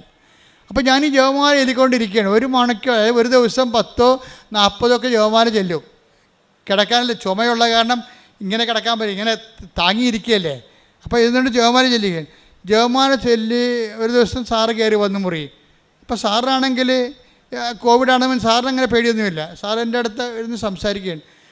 എന്നോട് പറഞ്ഞ്, അച്ഛാ കടം ഇത്തിരി പ്രശ്നമാകുന്നുണ്ട്, ഈ സംഭവം ഒന്ന് ഡിസ്പോസ് ആയാൽ മാത്രമേ, അതായത് ഹോട്ടലാണേ, ഡിസ്പോസ് ആയാൽ മാത്രമേ നടക്കത്തുള്ളൂ. ഞാൻ പറഞ്ഞു, ഈ ദിവസങ്ങൾ ഞാനത് പറയേണ്ട സ്ഥലത്ത് പറഞ്ഞിട്ടുണ്ട്. കാര്യം ഇപ്പോൾ കോവിഡ് രോഗം പിടിച്ച് എന്നിട്ടും ഉള്ള ബോധത്തിൽ പ്രാർത്ഥിക്കുന്നതിനേക്കാൾ വലിയ പ്രാർത്ഥനയിലില്ല. കർത്താവ് കുരിശിൽ കിടന്ന് പ്രാർത്ഥിക്കുന്ന പോലെയുള്ള ഈ പ്രാർത്ഥനയുടെ മൂല്യം കൂടുന്നുണ്ട്. രോഗിയായിട്ട് പ്രാർത്ഥിക്കുമ്പോൾ ഉണ്ടാകുന്ന പ്രശ്നം അതാ, പ്രാർത്ഥനയുടെ മൂല്യം കൂടും. പണ്ട് നമുക്ക് ആരോഗ്യത്തോടെ ഇരുന്ന് പ്രാർത്ഥിക്കുമ്പോൾ ഒരു കൊന്തയ്ക്ക് 10 പോയിൻ്റ് ആണെങ്കിൽ നമ്മളൊരു വലിയ പിടിച്ച് പ്രാർത്ഥിക്കുമ്പോൾ കൊന്തക്ക് 40 പോയിൻ്റ് ആകും. അതെപ്പോഴും നമ്മൾ ഓർത്തേക്കണം. പ്രാർത്ഥനയുടെ മൂല്യം അത് ഏത് ശാരീരിക മാനസിക അവസ്ഥയിൽ പ്രാർത്ഥിക്കുന്നതെന്നാണ്. അതായത് നിങ്ങൾക്ക് പ്രാർത്ഥന വരം കുറവാണെങ്കിൽ തീർച്ചയായിട്ടും ഈ സെക്ഷനിൽ പ്രാർത്ഥിക്കാൻ പറ്റത്തില്ല. ഇപ്പം ഇവിടെ നമ്മൾ ആദ്യം പറഞ്ഞ ജിൻസിയില്ലേ, ജിൻസി എന്നാ പറഞ്ഞതെന്ന് വെച്ച് കഴിഞ്ഞാൽ, ജിൻസിയുടെ ഭർത്താവിന് കിഡ്നി അസുഖമാണെന്ന് കേട്ടപ്പോൾ തന്നെ ജിൻസി എന്താ പറയണത്, എനിക്കിപ്പോൾ പിന്നെ പ്രാർത്ഥന ഒന്നും ഓർമ്മയില്ലെന്നാണ് പറയണത്. അതായത് ഭർത്താവിന് കിഡ്നിയുടെ അസുഖമാണെന്ന് ഡയഗ്നോസ് ചെയ്തപ്പോൾ തന്നെ പിന്നെ എന്താ പറയണത്, എനിക്ക് പ്രാർത്ഥന ഒന്നും ഓർമ്മയില്ല. ഞാൻ പറയണത് പരിശുദ്ധ പരമദിവ്യകാരുണ്യം, എൻ്റെ മാതാവേ പരിശുദ്ധ എന്താണ് പറയണത് നമുക്കൊരു പിടിയില്ല. പരിശുദ്ധ പരമദിവ്യകാരുണ്യം എൻ്റെ മാതാവേ. പ്രാർത്ഥനയെല്ലാം മറന്നുപോയി, വിശ്വാസപ്രമാണം മറന്നുപോയി, ജപമാല മറന്നുപോയി, പ്രാർത്ഥിക്കാൻ എന്ത് പ്രാർത്ഥന ആദ്യം പ്രാർത്ഥിക്കണം അറിയാൻ പാടില്ല, അതിൻ്റെ പ്രാർത്ഥനയുടെ സീക്വൻസ് മറന്നുപോയി, ക്രമമെല്ലാം തെറ്റിപ്പോയി. എൻ്റെ മാതാവേ എന്നുള്ളത് അത് ഒരു ചെറിയ മൈനർ പ്രാർത്ഥനാ അനുഭവമാണ്. പക്ഷേ നിങ്ങളുടെ ക്ലേശങ്ങൾ വർദ്ധിക്കുമ്പോൾ നിങ്ങൾ ബോധപൂർവം പ്രാർത്ഥിക്കാൻ കഴിഞ്ഞാൽ അതിന് പ്രാർത്ഥനാ വരമെന്ന് പറയും. എല്ലാവർക്കും ഉള്ളത് പ്രാർത്ഥനയാണ്, പ്രാർത്ഥനാ വരമല്ല. പ്രാർത്ഥനാ വരവെന്ന് പറയുന്നത് പ്രെയർ ഇൻ ഡിഫിക്കൽട്ട് ടൈംസിനാണ് പ്രാർത്ഥനാ വരവെന്ന് പറയും. എല്ലാവർക്കും പ്രാർത്ഥന ചൊല്ലാൻ അറിയാം, അത് പക്ഷേ മേജർ ആയിട്ടുള്ള വിഷയം വന്നാൽ അതുകൊണ്ട് പ്രയോജനമില്ല വരും. തന്നെയല്ല, മേജറായിട്ടുള്ള പ്രശ്നം വന്നു കഴിഞ്ഞാൽ പ്രാർത്ഥന കിട്ടത്തില്ല, ചെല്ലാൻ കിട്ടത്തില്ല. അല്ല പറയാം, എനിക്ക് പ്രാർത്ഥന കിട്ടി, ഞാൻ എല്ലാ പ്രാർത്ഥനയും മറന്നുപോയി, ഡിലീറ്റായിപ്പോയി പ്രാർത്ഥന, ആവിയായിപ്പോയി പ്രാർത്ഥന. വിശ്വാസം ആവിയാവുകയും പ്രാർത്ഥന ഡിലീറ്റായും ചെയ്യുന്ന ഒരു ഭയങ്കര കാളരാത്രി. പക്ഷേ എനിക്കങ്ങനെ സംഭവിച്ചില്ല ശരിക്കും. ഞാനത് വളരെ ബോധത്തോടു കൂടി സന്തോഷത്തോടു കൂടിയാണ് ഈ ജപമാല ചൊല്ലിക്കൊണ്ടിരിക്കുന്നത്. അപ്പോഴാണ് സാറ് പറയണത് ഇങ്ങനെ ഒരു വിഷയമുണ്ട്. ഞാനത് പ്രാർത്ഥനയെ വെച്ചിട്ടുണ്ടെന്ന് പറയും. പക്ഷേ ഞാൻ അവിടുന്ന് ഒരു 2 ദിവസം കഴിഞ്ഞപ്പോൾ തന്നെ ഇത്രയും നാൾ സാറിൻ്റെ അടുത്ത് തന്നെ ഉണ്ടായിരുന്ന ഒരു വലിയ ഹോസ്പിറ്റലുണ്ട്. അവർക്കൊരു പ്രോജക്റ്റ് വന്ന് ആ ഹോസ്പിറ്റൽ എക്സ്പാൻഡ് ചെയ്യണമെന്ന്. അവരുടനെ സാറിനോട് വന്ന് ചോദിച്ചു, ഈ ഹോസ്പിറ്റൽ നിങ്ങളുടെ ഹോട്ടൽ കൊടുക്കുന്നുണ്ടോ എന്ന് ചോദിച്ചു. അപ്പോൾ കൊടുക്കുന്നുണ്ടെന്ന് പറഞ്ഞ്. അപ്പോൾ എന്നാ വിലയെന്ന് പറഞ്ഞ്. അപ്പോൾ സാറ് പറഞ്ഞ് ഇതിന് 22 കോടി എന്ന് പറഞ്ഞു. 22 കോടി എന്ന് പറഞ്ഞ്. 22 കോടി എന്ന് പറഞ്ഞെങ്കിലും അപ്പോൾ എൻ്റെ അടുത്ത് വന്ന് പറഞ്ഞ് 22 കോടി എന്നാ പറയണമെന്ന് പറഞ്ഞു. അപ്പോൾ നമ്മുടെ കടങ്ങളെല്ലാം പരിഹരിച്ച് കഴിഞ്ഞാൽ എന്ത് മിച്ചം ഉണ്ടാകുമെന്ന് എനിക്കൊരു ധാരണ ഉണ്ട്. അപ്പോൾ അതുകൊണ്ട് സാറിനോട് പറഞ്ഞു, സാറേ എത്ര കുറച്ചാലും 18-ന് താഴെ കുറക്കാൻ പറ്റത്തില്ലെന്ന് പറഞ്ഞു. അപ്പോൾ എന്താ വെച്ചാൽ ആ അത്രയും സംഭവം നമുക്ക് കിട്ടുമെന്നൊരു ബോധമല്ല നമുക്കുള്ളത്, ഒരു ബോധമാണുള്ളത്. പക്ഷേ ആ ഒരു ആഴ്ച തന്നെ ഞാൻ അവിടുന്ന് എഴുന്നേറ്റ് പോകണമെമ്പോൾ തന്നെ ഒരു കെട്ട് പൈസയുമായിട്ട് സാറ് വന്നു. എന്താ കാര്യം? അഡ്വാൻസ് തന്നതാണ്. കുറച്ച് ക്യാഷും കുറേ ചെക്കുമായിട്ട് അവിടെ നടക്കണതാണ്. എന്ന് വെച്ച് കഴിഞ്ഞാൽ ഞാൻ നിങ്ങളുടെ ഈ അനുഭവങ്ങൾ എന്താ പറയുന്നത് വെച്ച് കഴിഞ്ഞാൽ, നിങ്ങളുടെ ക്ലേശകാലങ്ങളിൽ നിങ്ങളുടെ പ്രാർത്ഥനയുടെ മൂല്യം കൂടുന്നത് നിങ്ങൾ മനസ്സിലാക്കണം. അല്ലാതെ ഞാൻ ഉടമ്പടി എടുത്തല്ല, ദൈവം എനിക്കിട്ടെന്താ ഇങ്ങനെ ചെയ്തത്, ഉടമ്പടി എടുക്കാത്തവളൊക്കെ വെള്ളം അടിച്ച് സുന്ദരമായിട്ട് നടക്കണം, കല്യാണം കെട്ടിയും ഒക്കെ നടക്കണം, എനിക്ക് മാത്രമാണ് പ്രയാസമെന്ന് നിങ്ങൾ പറയരുത്. നമ്മളുടെ നിലപാട്, ഞാൻ 12 കൊല്ലം ആ ഹോട്ടൽ വിൽക്കാനുള്ള ഒത്തിരി പ്രശ്നങ്ങളുണ്ട്. ആ ഹോട്ടൽ ഉദ്ഘാടനം ചെയ്തപ്പോൾ തന്നെ ഞാൻ പറഞ്ഞു, സാറേ എന്ത് കടം കൊണ്ടായാലും ഇതിന് ഫ്രണ്ടിലുള്ള സ്ഥലം എടുത്തില്ലെങ്കിൽ നമ്മൾക്ക് ഈ ഹോട്ടൽ റൺ ചെയ്യാൻ പറ്റത്തില്ല. അപ്പോൾ എന്നോട് ചോദിച്ചത് എങ്ങനെ എടുക്കും, ഫ്രണ്ടിലുള്ള സ്ഥലത്തിലൊക്കെ കോയമ്പത്തൂർ ഭയങ്കര വിലയാണ്. ഞാൻ പറഞ്ഞ് കടം മേടിച്ചാലും എടുക്കേണ്ടി വരുമെന്ന് പറഞ്ഞ്. കാര്യം എൻ്റെ മനസ്സിൽ അന്ന് സാറിൻ്റെ വൈഫോട് ഞാൻ പറഞ്ഞ്, ഇന്നല്ലെങ്കിൽ സാററിയണ്ട, ഇന്നല്ലെങ്കിൽ നാളെ നമുക്കിത് വിൽക്കേണ്ടി വരുമെന്ന് പറഞ്ഞു. അത് പറഞ്ഞിട്ടാണ് ഞാൻ വെഞ്ചരിച്ചിട്ട് പോരണത്. വെഞ്ചരിക്കുകയും ചെയ്തിട്ട് ഒട്ടൻ്റെ വിൽപ്പനയും തീരുമാനിച്ചിട്ടാണ് പോരണത് അവിടുന്ന്. എന്താ കാര്യം? അതാണ് എൻ്റെ കിടപ്പെന്ന് എനിക്കറിയാം. അപ്പം ഞാൻ ചെയ്ത് നോക്കുന്ന റവന്യൂ പ്രോബ്ലംസ് ഒന്നും ഉണ്ടാകരുത്.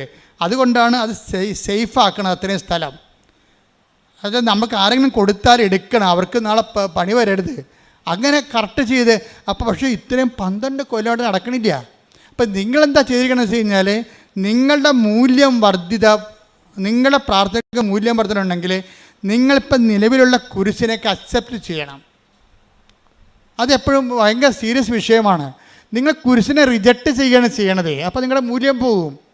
ഇപ്പം നിങ്ങളുടെ മകൻ, നിങ്ങളുടെ മരുമകൾ നിങ്ങളുടെ കഴുത്തേക്കാരൻ്റെ പാർട്ടിയാണ്, അല്ലെങ്കിൽ അവൾ സന്നദ്ധനായിട്ട് അവൾ വീട്ടിൽ പോയി നിൽക്കുകയാണ്. എന്നിട്ട് നിങ്ങളെക്കുറിച്ച് പറയണത് നിങ്ങൾ അവരെ തള്ളി പുറത്താക്കിയതാണ്, നിങ്ങളുടെ സ്വർണ്ണമൊക്കെ അവളുടെ സ്വർണ്ണമൊക്കെ നിങ്ങളെടുത്തെന്നായിരിക്കും പറയണത്. അവളുടെ സ്വർണ്ണമൊക്കെ നിങ്ങളെടുത്തെന്നും പറഞ്ഞ് അവൾ വീട്ടിൽ പോയി നിൽക്കുകയാണ്. അവൾ വീട്ടിൽ പോയി നിൽക്കണതിന് നാട്ടുകാരോട് പറയാനൊരു കാരണമാണ്. ഇപ്പം നിങ്ങൾക്കെന്ത് പറ്റി? മകൻ്റെ ജീവിതം പോയി, നിങ്ങൾ കള്ളിയുമായി, അവളുടെ സ്വർണ്ണം അടിച്ച് മാറ്റിയ കള്ളിയുമായി നിങ്ങൾ ആകപ്പാട്. അപ്പം നിങ്ങൾക്ക് വൈരാഗ്യം വിദ്വേഷമേ കൂടത്തുള്ളൂ.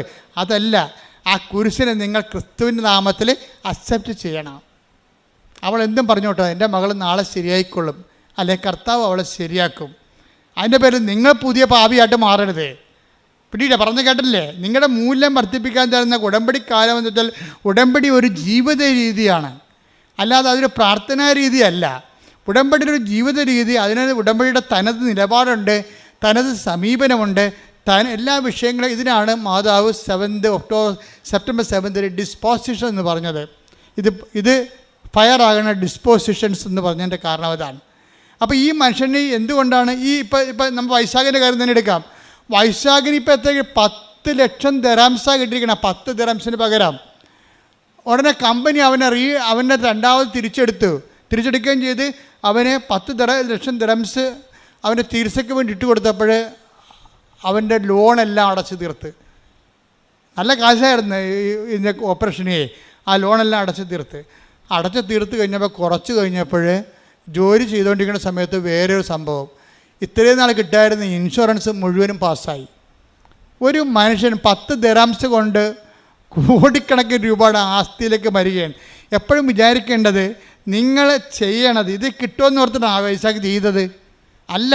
ഞാനിങ്ങനെ പറയണമുണ്ട്, ഇങ്ങനെ കിട്ടുമെന്ന് ഓർത്തോട്ട് നിങ്ങൾ ചെയ്യരുത്. നിങ്ങൾ ചെയ്യേണ്ടത്, കർത്താവ് എന്നെ സംരക്ഷിക്കും, ഞാൻ നിനക്ക് മുമ്പേ എൻ്റെ ദൂതനയക്കും, അവൻ നിന്നെ കാത്തുകൊള്ളുന്ന സംഭവിക്കുക. അതായത് കർത്താവിൻ്റെ, നിങ്ങൾ ദൈവത്തിന് വേണ്ടി ചെയ്യുമ്പോൾ ദൈവത്തിൻ്റെ കാവല്, സംരക്ഷണം നോക്കുക. Take the read it again. ശ്രുതിക്കട്ടെ ഹല്ലേലൂയ. ഇതാ ഒരു ദൂതനെ നിനക്ക് മുമ്പേ ഞാൻ അയക്കുന്നു. ഇതാ ഒരു ദൂതനെ നിനക്ക് മുമ്പേ ഞാൻ അയക്കുന്നു. അവൻ നിന്റെ വഴിയിൽ നിന്നെ കാത്തുകൊള്ളും. Praise the Lord. അപ്പൊ നിന്റെ വഴികളിൽ, ജീവിത വഴിയാണ് ഉദ്ദേശിക്കുന്നത്, അല്ല കൃപാസനത്തിൽ വന്നിട്ട് വീട്ടിൽ പോയ വഴിയല്ല ഉദ്ദേശിക്കുന്നത്. നിന്റെ വഴിയെന്ന് പറഞ്ഞാൽ എന്താണ്? നമ്മളെ നിത്യത വരെയാണ് നമ്മുടെ വഴിയുള്ളത്. ഒരു വിശ്വാസിയെ സംബന്ധിച്ചിടത്തോളം അവൻ്റെ വഴി എവിടെ നിന്നാണ്? നിത്യത വരെ കിടക്കണം ആ വഴി. അപ്പോൾ നിന്റെ വഴികളിൽ എന്തു ചെയ്യും? നിന്നെ കാത്തുകൊള്ളും, നിത്യത നേടുന്നതിലെന്ന്. ഈ വൈശാഖ അവസാനം പറയുന്നൊരു വാക്കുണ്ട്, അത് എന്നെ വളരെ ഞെട്ടിപ്പിച്ചൊരു വാക്കാണ്. മരണം വരെ ഉടമ്പടി ജീവിക്കുവാൻ നമുക്ക് കഴിയണമെന്ന്. നിങ്ങൾക്കറിയാമല്ലോ. അതായത് ഇതെങ്ങനെ തുടങ്ങിയത്? കൃപാസനം മാതാവ് എന്ന് പറയുന്നത് ഭൂലോക തട്ടിപ്പാടെന്ന് പറഞ്ഞ് ജീവിക്കാൻ തുടങ്ങിയ ആളാണ്. എന്നിട്ട് ഈ മനുഷ്യൻ്റെ ഓരോ ഘട്ടം ഘട്ടമായിട്ട് അനുഭവത്തിലൂടെ മനുഷ്യൻ തന്നെ കണ്ടില്ലേ. ഇപ്പം എന്താ അവസാനം പറയണത്? മരണം വരെ നമുക്ക് ഉടമ്പടിയിൽ ജീവിക്കാൻ കഴിയണം.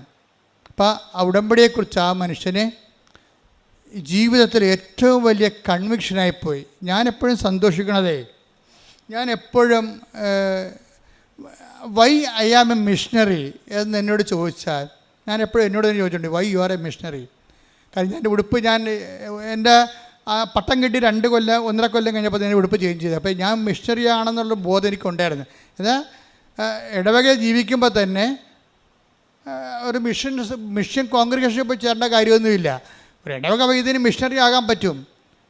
മിഷണറിയുടെ ജോലി എന്താണ്? കർത്താവിനെ അറിയാത്തവരെ അറിയിക്കുക, അറിഞ്ഞവരെ ആഴപ്പെടുത്തുക. അപ്പോൾ നമ്മൾ മിഷണറിയായി. ഇപ്പം ഞാൻ മിഷണറിയായി, നിങ്ങളും മിഷണറി ആയില്ലേ? നിങ്ങളും മിഷണറി അല്ലേ ഇപ്പം? അപ്പോൾ അതിനേക്കാൾ വലിയൊരു ജോലി ഒരു മനുഷ്യന് ദൈവത്തിന് വേണ്ടി ചെയ്യാനില്ല. അതാണ് പ്രശ്നം.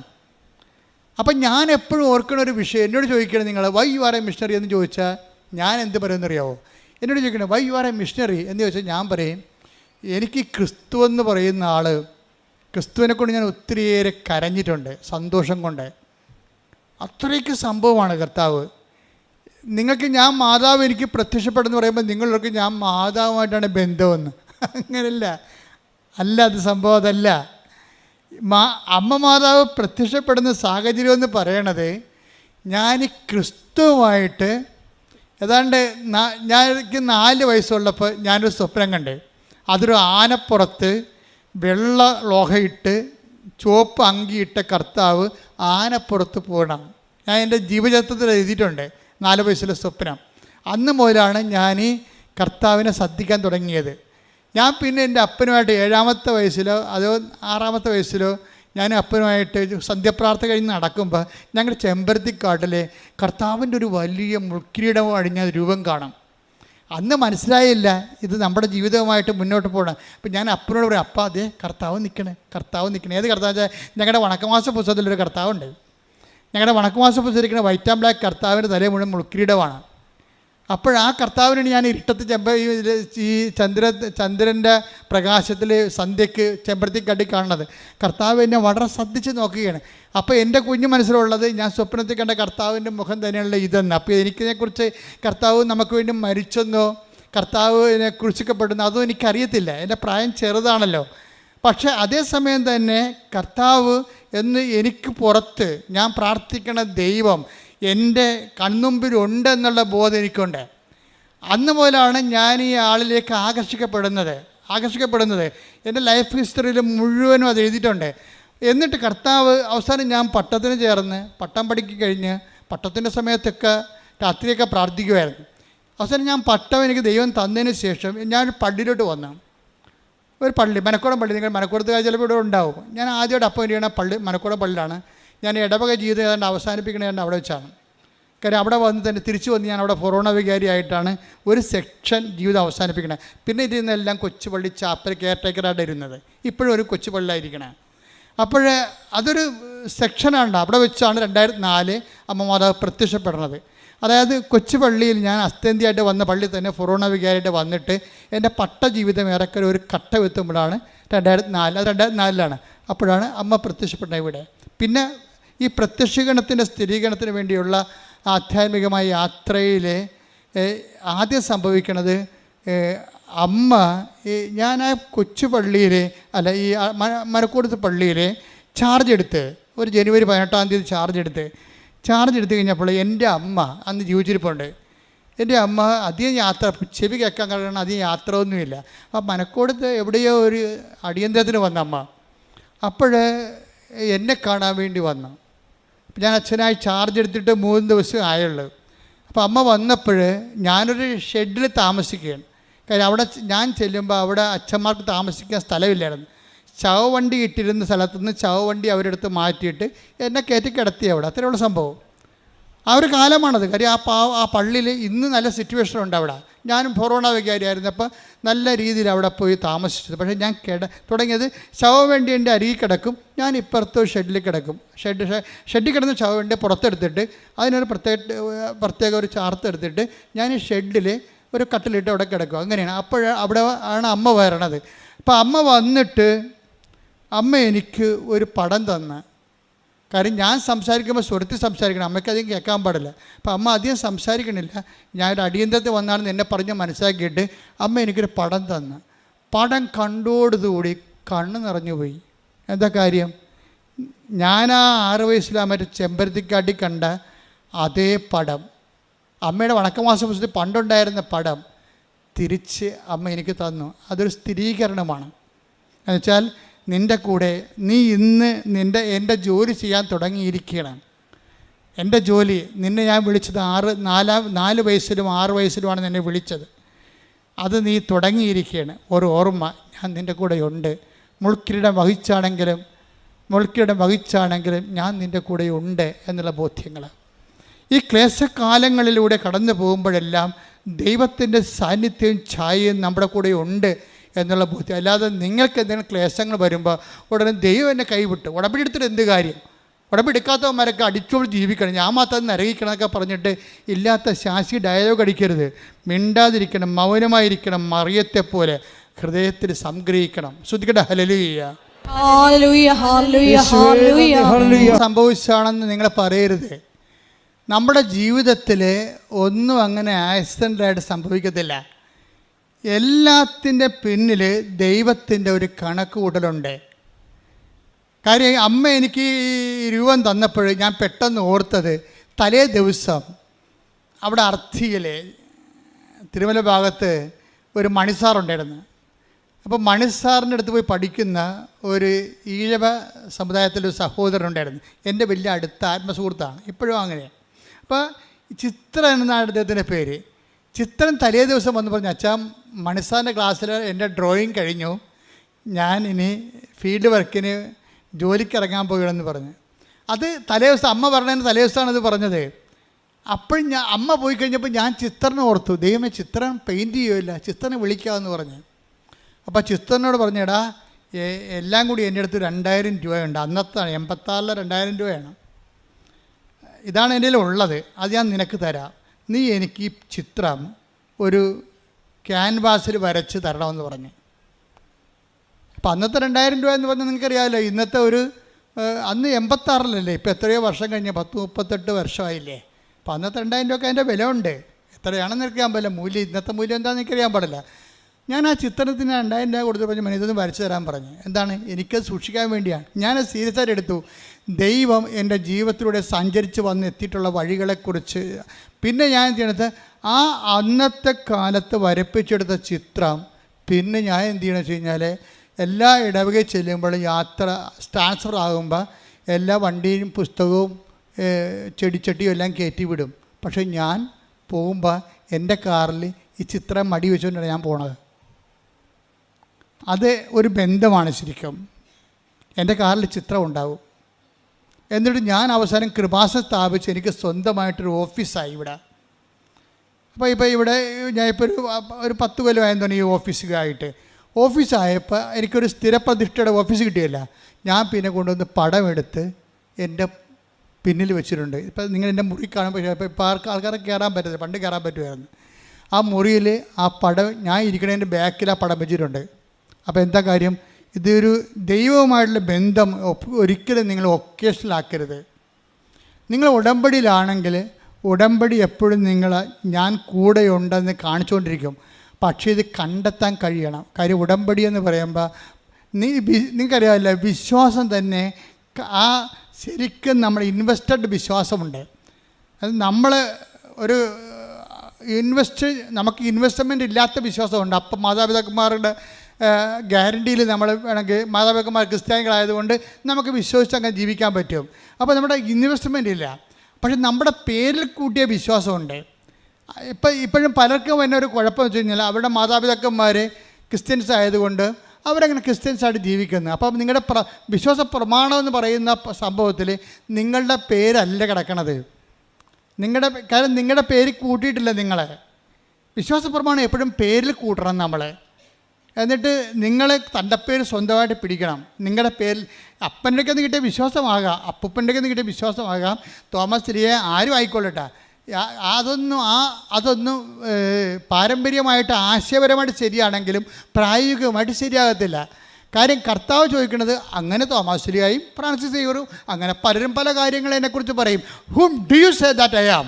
അതാണ് പത്തോസിനോട് ചോദിക്കുന്നത്. അങ്ങനെ പലരും പലതും പറഞ്ഞിട്ടുണ്ട്. പക്ഷെ ഞാൻ ആരാണെന്നാണ് നിങ്ങൾ പറയുന്നത്. അതാണ് പ്രശ്നം. നമ്മൾ പറയണം. അപ്പോഴാണ് നമ്മുടെ പേരിൽ കൂട്ടി തൻ്റെ പേര് പിടിക്കണത്. പിന്നെ നമ്മൾ ടാക്സ് അടച്ചുകൊണ്ടിരിക്കണം. ഈ ടാക്സ് അടക്കണം. ഇപ്പോൾ എനിക്ക് കോവിഡ് വന്നു. കോവിഡ് വിജയകുമാറിൻ്റെ പരിപാടി എന്താണ്? ഓരോ 3 ദിവസം കൂടുമ്പോഴും പുള്ളി 6000 രൂപ മുടക്കിയിട്ട് കോവിഡ് ടെസ്റ്റ് നടത്തുകയാണ്. വല്ല കാര്യമുണ്ടോ? അച്ഛൻ സുഖപ്പെട്ടാന്ന് അറിയാൻ വേണ്ടി ഈഗർനെസ് അനുസരിച്ചുകൊണ്ട് പ്രൈവറ്റായിട്ട്, അങ്ങനെ ചെയ്യാൻ പാടില്ലാത്തതാണ്, പ്രൈവറ്റായിട്ട് എപ്പോഴും സിറം എടുത്തുകൊണ്ട് പോകും. എന്നിട്ട് സന്ധ്യയായപ്പോൾ റിപ്പോർട്ട് വരുമ്പോൾ വിജയകുമാർ സങ്കടപ്പെട്ട് വരും. അച്ഛാ ശരിയായിട്ടില്ല. ശരിയാകും അച്ഛാ എന്നു പറയും. അപ്പോൾ കോവിഡ് മാറില്ല. കാര്യം 40 ദിവസത്തിനുള്ളിൽ പുള്ളിക്കാരന് ഒരു 10-20 ടെസ്റ്റ് നടത്തിയിട്ടുണ്ട് കോവിഡിൻ്റെ. കാര്യം പുറത്ത് ടെസ്റ്റ് നടത്തണമെങ്കിൽ ഗവൺമെൻറ്റിൽ ഫ്രീ ആണ്, പുറത്ത് അതിൻ്റെ കിറ്റൊക്കെ വാങ്ങിക്കണ്ടേ. അതിന് 2800 രൂപയാണ് ചാർജ് ചെയ്യണത്. അങ്ങനെ 10-12 പ്രാവശ്യം പുള്ളി ടെസ്റ്റ് ചെയ്തിട്ടുണ്ട് ഈ സംഭവം. എന്നിട്ട് ശരിയായില്ല. എന്താ കാര്യം? ഈ സമയത്തെല്ലാം നമ്മൾക്ക് ഇൻവെസ്റ്റ് ചെയ്യണം. നമ്മൾ എന്താണ്, നമുക്ക് പ്രശ്നങ്ങളൊന്നുമില്ല. നമ്മളെ കർത്താവിൻ്റെ നാമത്തിൽ അത് ഏറ്റെടുക്കുന്നു. ഇത് ക്ലേശകാലമാണ്. കർത്താവ് പറയത്തില്ലേ, ഒരു ക്ലേശമായ കാലമുണ്ടാകും. കല്ല് പെറുക്കിക്കളയാനൊരു കാലം, അല്ലെ ആലിംഗനം ചെയ്യാൻ ഒരു കാലം, കരയാൻ ഒരു കാലം, രോഗിയായിരിക്കാൻ ഒരു കാലം, ദൈവത്തിൻ്റെ ഒരു കാലം. Take the word of God. ശ്രദ്ധിക്കട്ടെ. Hallelujah, hallelujah, hallelujah. യേശുവേ നന്ദി. Hallelujah, hallelujah, hallelujah.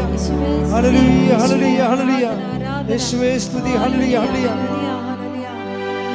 ആരാധന, ആരാധന, ആരാധന, ആരാധന. സഭാപ്രസംഗകൻ 3:5.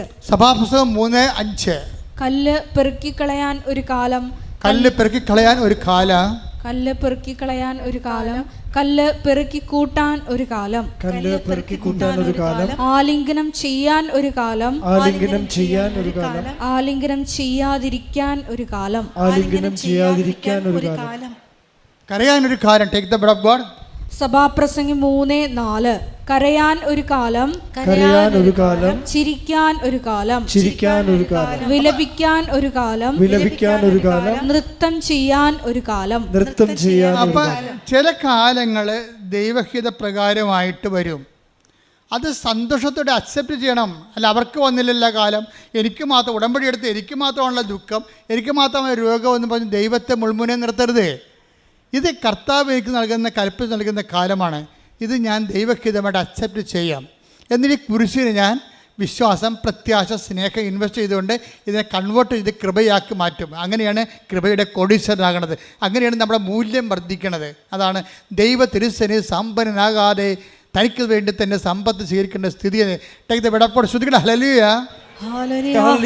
യേശുവേ നന്ദി. Hallelujah hallelujah hallelujah. 21. ലുക്ക 12:21. ഇതുപോലെയാണ് ദൈവസന്നിധിയിൽ സമ്പന്നനാകാതെ തനിക്ക് വേണ്ടി സമ്പത്ത് ശേഖരിച്ചു വെക്കുന്നവനും തനിക്ക് വേണ്ടി സമ്പത്ത് ശേഖരിച്ചു വെക്കണവന് ലോകായിക രൂപയിൽ പോട്ടെ, അത് വിഷയമല്ല. ദൈവത്തിരുസന്നിധി സമ്പന്നനാകണമെന്ന് പറഞ്ഞാൽ എന്താണ്? കൃപയിൽ സമ്പന്നനാകുക എന്നതിൻ്റെ അർത്ഥം. കാരണം ദൈവം വിലമതിക്കണത് എന്താണ്? കൃപയാണ്. മാതാവിൻ്റെ മുമ്പിൽ വന്നുകൊണ്ട് മാലാഖ സ്തുതി പറയാൻ കാര്യം എന്താണ്? കരുത്വമേനെ എന്ന് പറയാൻ കാര്യം എന്താ? കൃപ നിറഞ്ഞവളെ സ്വസ്തി. ദൈവം മൂല്യം കൊടുക്കണത് എന്താ? കൃപയാണ്. കൃപാസനത്ത് വരുമ്പോൾ, ഉടമ്പടി ചെയ്യുമ്പോൾ നിങ്ങൾ ചിന്തിക്കേണ്ടത് മറ്റ് സ്ഥാവര ജംഗ വസ്തുക്കളുടെ വീണ്ടെടുപ്പും വികസനത്തെക്കാൾ ഉപരി ദൈവവുമായിട്ടൊരു ബന്ധപ്പെടുത്തുകയും നിങ്ങളുടെ ഇൻവെസ്റ്റ് ഉണ്ടാക്കുകയും കുരിശിൽ നിങ്ങളെ വിശ്വാസം കൊണ്ട്, കുരിശിൽ നിങ്ങളെ പ്രത്യാശ കൊണ്ട്, കുരിശിൽ നിങ്ങളെ അതുപോലെ തന്നെ സ്നേഹം കൊണ്ട് അതിനെ കൺവേർട്ട് ചെയ്ത് കൃപയാക്കി മാറ്റണം. അപ്പോൾ ആ കൃപ നിങ്ങളുടെ ആത്മാവിൻ്റെ കൂടെ ഉണ്ടാകുന്നതനുസരിച്ച് കൊണ്ട് നിങ്ങൾ ദൈവതിരുസന്നിധിയിൽ മൂല്യമുള്ളവരായിട്ട് മാറും. അതാണ് 12:51 ദൈവതിരുസന്നിധി സമ്പന്നരാകുക. പ്രാർത്ഥിക്കർത്താവേ, ഉടമ്പടിയിലൂടെ ദൈവതിരുസന്നിധിയിൽ സമ്പന്നരാകുവാൻ ഞങ്ങളെ അഭിഷേകം ചെയ്യണം, ഞങ്ങളെ അഭിഷേകം ചെയ്യണമേ. അപ്പം നമ്മൾക്കറിയാം ഓരോ ക്രൈസിസും നമ്മളെ സമ്പന്നരാക്കുകയാണ് ചെയ്യണത്. കഴിഞ്ഞ ദിവസങ്ങളിൽ ഒരു സാക്ഷ്യം ഉണ്ടായിരുന്നു. അതിനാ സാക്ഷി ജോളി വിൻസെൻ്റ്, ക്ലാപ്പന, കൊല്ലത്ത് ക്ലാപ്പന എന്ന് ജോളി വിൻസെൻ്റ്. ഇപ്പം ജോളിയും വിൻസെൻറ്റും ഒരു സ്വപ്നം കണ്ട്, രണ്ടുപേരും രണ്ടിടത്ത് വെച്ച് ഒരേ സ്വപ്നം കണ്ട്. ഈ ദൈവത്തിൻ്റെ വഴികൾ കണ്ടില്ലേ? ദൈവത്തിൻ്റെ വഴികൾ ഭയങ്കര വിസ്മയാവഹമാണ്. എന്താ കാരണത്? ഭർത്താവും ഭാര്യയും ഒരേ സ്വപ്നം രണ്ടിടത്ത് വെച്ച് കണ്ടു. എന്താ കണ്ടത്? എന്താണ്? മകന് അപകടപ്പെടും. നിങ്ങൾ ഉടമ്പടിയിലായിരിക്കുമ്പോൾ വരാൻ പോകുന്ന കാര്യങ്ങൾ അവൻ നിന്നോട് പറയുമെന്ന് പറഞ്ഞില്ലേ? വരാൻ പോകുന്ന കാര്യങ്ങൾ ശ്രദ്ധിക്കട്ടെ. Hallelujah hallelujah hallelujah hallelujah hallelujah hallelujah. യേശുവേ നന്ദി. Hallelujah hallelujah hallelujah. യേശുവേ ആരാധന ആരാധന ആരാധന ആരാധന.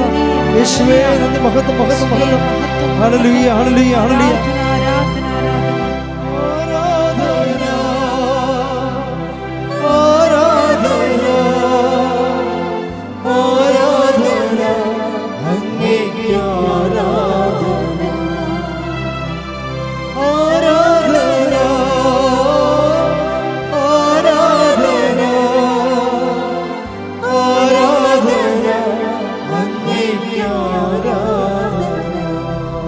യോഹന്നാൻ 16:14 വരാനിരിക്കുന്ന കാര്യങ്ങൾ അവൻ നിങ്ങളെ അറിയിക്കും.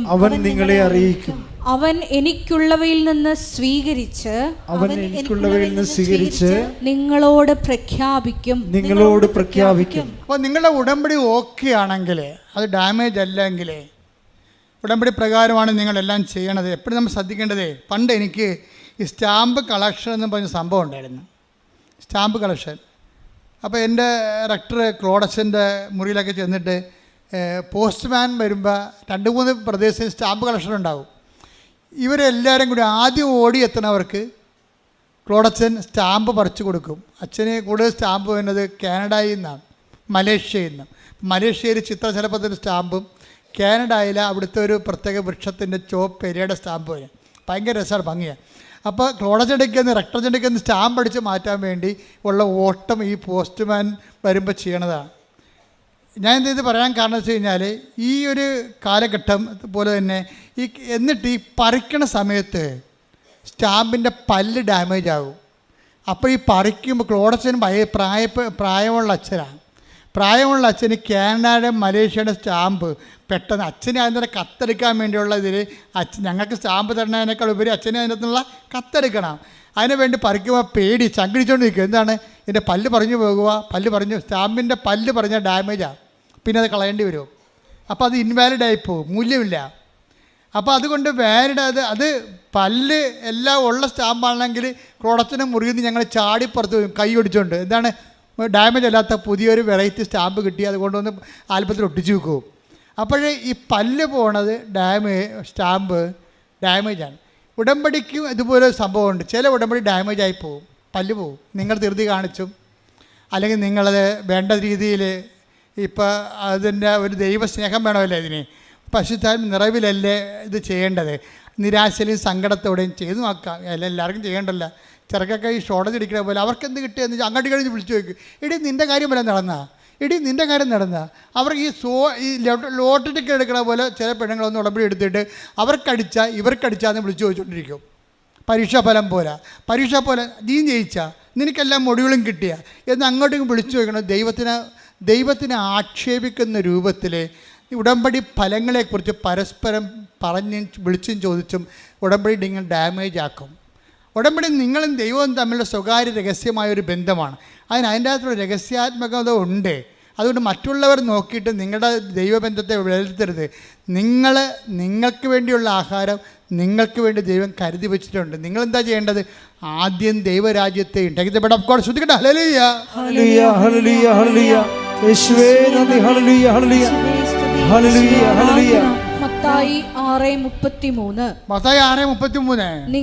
നിങ്ങൾ ആദ്യം അവിടുത്തെ രാജ്യവും അവിടുത്തെ നീതിയും അന്വേഷിക്കുക. അതോടൊപ്പം മറ്റുള്ളവയെല്ലാം നിങ്ങൾക്ക് ലഭിക്കും. അപ്പം മറ്റുള്ളതെല്ലാം നിങ്ങൾക്ക് ലഭിക്കുമെന്ന് ദൈവം പറഞ്ഞെങ്കിൽ നിങ്ങൾ അതിൽ വിശ്വസിക്കണം. എന്നിട്ട് നിങ്ങൾ ചെയ്യാനുള്ള ആദ്യം അവിടുത്തെ രാജ്യവും അവിടുത്തെ നീതിയും അന്വേഷിക്കണം. ഉടമ്പടി പുതുക്കാൻ വരുമ്പോൾ നിങ്ങൾക്ക് ശത്രുക്കൾ ഉണ്ടാകാൻ പാടില്ല. ഉടമ്പടി പുതുക്കാൻ വരുമ്പോൾ നിങ്ങൾ സംസാരിക്കാതിരിക്കേണ്ട വ്യക്തികൾ ഉണ്ടാകാൻ പാടില്ല. ഉടമ്പടി പുതുക്കാൻ വരുമ്പോൾ നിങ്ങൾക്ക് കടങ്ങൾ ഉണ്ടാകാൻ പാടില്ല. നിങ്ങൾക്ക് 10 പൈസ കിട്ടി, നാളെ നിങ്ങളെ സഹായിച്ച ഇന്നലെ നിങ്ങളെ സഹായിച്ച ആൾക്കാരായിരിക്കും. അപ്പം ഉടനെ നിങ്ങൾക്ക് പൈസ കിട്ടിക്കഴിയുമ്പോൾ വീട്ടിൽ ശമ്പളം കിട്ടിയിട്ട് അല്ലെങ്കിൽ മകൻ വരട്ടെ അപ്പം തരാമെന്ന് പറഞ്ഞാൽ നിങ്ങൾ 10,000 രൂപ മേടിച്ചത്. അപ്പോൾ നിങ്ങൾക്കിപ്പോൾ പൈസ കിട്ടി, മകൻ വന്ന് പൈസ കിട്ടി. പക്ഷേ നിങ്ങളെന്ത് ചെയ്യും? ഇപ്പോൾ ഒരു സെൽഫോൺ മേടിക്കാം, ഒരു സ്മാർട്ട് ഫോൺ മേടിക്കാം, ആ കാശ് പിന്നെ കൊടുക്കാമെന്ന് പറയും. അപ്പോൾ നിങ്ങൾ ഉടമ്പടി ഡാമേജ് ആയിപ്പോയി. എന്താ കാര്യം? നിങ്ങൾ വാക്ക് പാലിച്ചില്ല. നിങ്ങൾ എന്താ പറഞ്ഞത്? മകൻ വരട്ടെ, മകൻ വരുമ്പോൾ ഞാൻ നിങ്ങൾക്ക് കാശ് തരാം എന്ന് പറയുന്നത് നിങ്ങളെ വിശ്വസിച്ച് ആണ് നിങ്ങൾക്ക് ആ പൈസ വന്നത്. ഇപ്പം മകൻ വന്ന് നിങ്ങൾക്ക് കാശ് കിട്ടി. പക്ഷേ ഇപ്പം നിങ്ങളെന്താ പറയണത്? നല്ല സ്മാർട്ട് ഫോൺ മേടിക്കണം, ഇങ്ങനെ തൊട്ട ഓടണ പുതിയ ഫോണുണ്ട്, അത് വാങ്ങിച്ച്. അപ്പം നിങ്ങളുടെ കാര്യം കഴിഞ്ഞിട്ട് മതി മറ്റുള്ളവരുടെ കാര്യം എന്ന് പറയുമ്പോൾ ആദ്യം ദൈവരാജ്യം എന്ന് പറയണത് ആദ്യം മറ്റുള്ളവരുടെ കാര്യമല്ലേ ചെയ്യേണ്ടത്. നമ്മൾ കടപ്പെട്ടുള്ള കാര്യങ്ങൾ ആദ്യം ചെയ്യണം. അപ്പോൾ ഉടമ്പടി ഡാമേജ് ആകത്തില്ല. അല്ലെങ്കിൽ സ്റ്റാമ്പിൻ്റെ പല്ല് ഡാമേജ് ആയ പോലെ നിങ്ങളുടെ ഉടമ്പടി ഡാമേജ് ആകും. അപ്പോൾ ഉടമ്പടി ഡാമേജ് ആകാതിരിക്കാൻ വേണ്ടി പ്രത്യേകം ശ്രദ്ധിക്കണം. അതിൻ്റെ ചേരുവകളും ചെയ്വനകളും കറക്റ്റ് ചെയ്തിട്ട് നിങ്ങൾ ദൈവദൃശ്യം നീറ്റായിട്ട് നിൽക്കുകയാണെങ്കിൽ ഡാമേജ് ആകാത്ത ഉടമ്പടിയാണ്. ഡാമേജ് ആകാത്ത ഉടമ്പടി ഒരു ദേശീയ പാത പോലെയാണ്. ദൈവം ഏത് സമയത്തും വരും. ഇപ്പോൾ എന്താ പറയുക, ജോളിയുടെ പ്രശ്നം എന്താ? ജോളിയും വിൻസെൻറ്റും അപ്പോൾ അവർ സ്വപ്നം കണ്ട പോലെ തന്നെ മകനെ വണ്ടി ഇടിച്ച് പിറ്റേ ദിവസം. അപ്പോൾ ഭർത്താവ് ഭാര്യനെ വിളിച്ച് പറഞ്ഞില്ല. അവൾ വിളിച്ച് പറഞ്ഞാൽ ഭാര്യ വല്ലാത്ത കണ്ടീഷനായി പോകും. ഭർത്താവ് നേരെ ഹോസ്പിറ്റലിലേക്ക് ഓടുകയാണ്. പോകുമ്പോൾ ഉടനെ ഭാര്യയെ ആരെങ്കിലും ഭാര്യ വിളിച്ച് മകന് വണ്ടി ഇടിച്ച് ഹോസ്പിറ്റലിലാണെന്ന് പറഞ്ഞു. അപ്പോൾ ഉടനെ ഭാര്യ ഭർത്താവിനെ വിളിച്ച് പറഞ്ഞ് ഞാൻ മകൻ വണ്ടി ഇടിച്ച് എന്ന് പറഞ്ഞപ്പോൾ ഒരു മകനേ ഉള്ളേ, ഒന്നിലൊരു മകനാണേ. അപ്പോൾ ഭർത്താവ് പറഞ്ഞു ഞാൻ അങ്ങോട്ട് പോയിക്കൊണ്ടിരിക്കണം, നീ അടങ്ങാമെന്ന് പറഞ്ഞു. അടങ്ങാനൊന്നുമില്ല, നിങ്ങളെ വന്നിവിടെ എന്നെ കൂട്ടിക്കൊണ്ട് പോയില്ലെങ്കിൽ എനിക്കറിയാം എന്ത് ചെയ്യണമെന്ന്. കാര്യം അവർ വയലൻ്റായി. ഉടനെ വയലൻ്റായി. ഉടനെ ഈ ഭർത്താവ് തിരിച്ചു വന്ന് വണ്ടിയിൽ ഇവരെയും കൂട്ടിക്കൊണ്ട് അവിടെ ചെന്നപ്പോൾ ഡോക്ടർ പറഞ്ഞ് കുഴപ്പമൊന്നുമില്ല, ഭയങ്കര ടെൻഷൻ അടിച്ചാണ് ചെയ്യുന്നത്, കുഴപ്പമൊന്നുമില്ല എന്നൊക്കെ പറഞ്ഞ്. കുഴപ്പമൊന്നുമില്ല എന്നൊക്കെ ഡോക്ടർ പറഞ്ഞ് അവരൊക്കെ പോവുകയും ചെയ്ത് റെസ്റ്റ് എടുക്കട്ടെ, ഗ്ലൂക്കോസ് കയറുന്നുണ്ട്, വെള്ളം കുടിച്ച് ഫ്രഷ് ആയിക്കൊണ്ടിരിക്കണമെന്ന് പറഞ്ഞപ്പോഴേ പെട്ടെന്ന് ഇവർ ഡാമേജ് ആകാത്ത ഉടമ്പടിയാണ്. ഇവരുടെ ജോലിയുടെ ഉടമ്പടി ഡാമേജ് ആകാത്തതാണ്. അവർ കൃത്യമായിട്ട് ആ സംഭവം കൃത്യമായിട്ട് ചെയ്യുന്നുണ്ട്. ഇപ്പോൾ ഡാമേജ് ആകാത്ത ഉടമ്പടി ആയതുകൊണ്ട് ദൈവത്തിന് കമ്മ്യൂണിക്കേറ്റ് ചെയ്യാൻ എളുപ്പമാണ്. ഈശോ പറഞ്ഞ് മകളെ അവന് നെറ്റിക്കും നോക്കിക്കിട്ട് ആ പുരുകത്തിൻ്റെ മുകളിലോട്ട് നോക്കാൻ പറഞ്ഞു. ഉടനെ ജോളി മകൻ്റെ പുരുകത്തോട്ട് നോക്കി. അവൻ ഉറങ്ങിക്കിടക്കണ പോലെ കിടക്കുകയല്ലേ. നോക്കിയപ്പോഴുണ്ട് ഒരു നീലപ്പൊട്ട്. അപ്പോൾ ഇവർ നേഴ്സാണ്, സീനിയർ നേഴ്സാണ്. അപ്പോൾ ഈ നെറ്റിയിൽ നീലപ്പൊട്ട് എന്താണെന്നുള്ള ഇവർക്ക് പെട്ടെന്ന് പിടികിട്ടി. ഇവരപ്പം തന്നെ ആശുപത്രിയിലേക്ക് ഓടി സർജനെ കണ്ടെത്തി പറഞ്ഞു, സാറേ ഒന്നുകൂടി വന്ന് നോക്കി, തിരിച്ചുണ്ടാവും, സ്കാൻ ചെയ്യണം. ഒരു നീല പൊട്ട് കിടപ്പുണ്ട്, അത് ക്ലോട്ടിംഗ് ആണെന്ന് എനിക്ക് സംശയമുണ്ടെന്ന് പറഞ്ഞു. അപ്പോൾ ഭർത്താവ് പോയിട്ട് വല്ല കാര്യമുണ്ടോ അവിടെ? ഭർത്താവ് അതിന് കുഴപ്പമില്ലെന്ന്. അവർ നേഴ്സ് സ്കിൽഫുള്ളായിട്ടുള്ള പേഴ്സൺ വരുമ്പോൾ വ്യത്യാസം പറഞ്ഞിട്ടുണ്ടല്ലേ. അവർ നേഴ്സായതുകൊണ്ട് ഹെഡ് നേഴ്സാൻ പറ്റുകയാണ് അവർ. അപ്പോൾ അവരൊക്കെ ഉടനെ തിരിച്ചു വന്ന് സ്കാൻ ചെയ്തപ്പോഴുണ്ട് ക്ലോട്ടാണെന്ന് അറിഞ്ഞോടുകൂടി സിറ്റുവേഷൻസ് ആപ്പാടെ മാറി. ഡോക്ടർ എല്ലാവരും മാറ്റി, ഇവനെ ICUലോട്ട് മാറ്റി. പിന്നെ എന്താ പ്രശ്നം? ഇവനിനി ഛർദ്ദിക്കരുത്, 1, തലവേദന ഉണ്ടാവരുത്, 2, ഇപ്പം അങ്ങനെ കുറച്ച്, അതായത്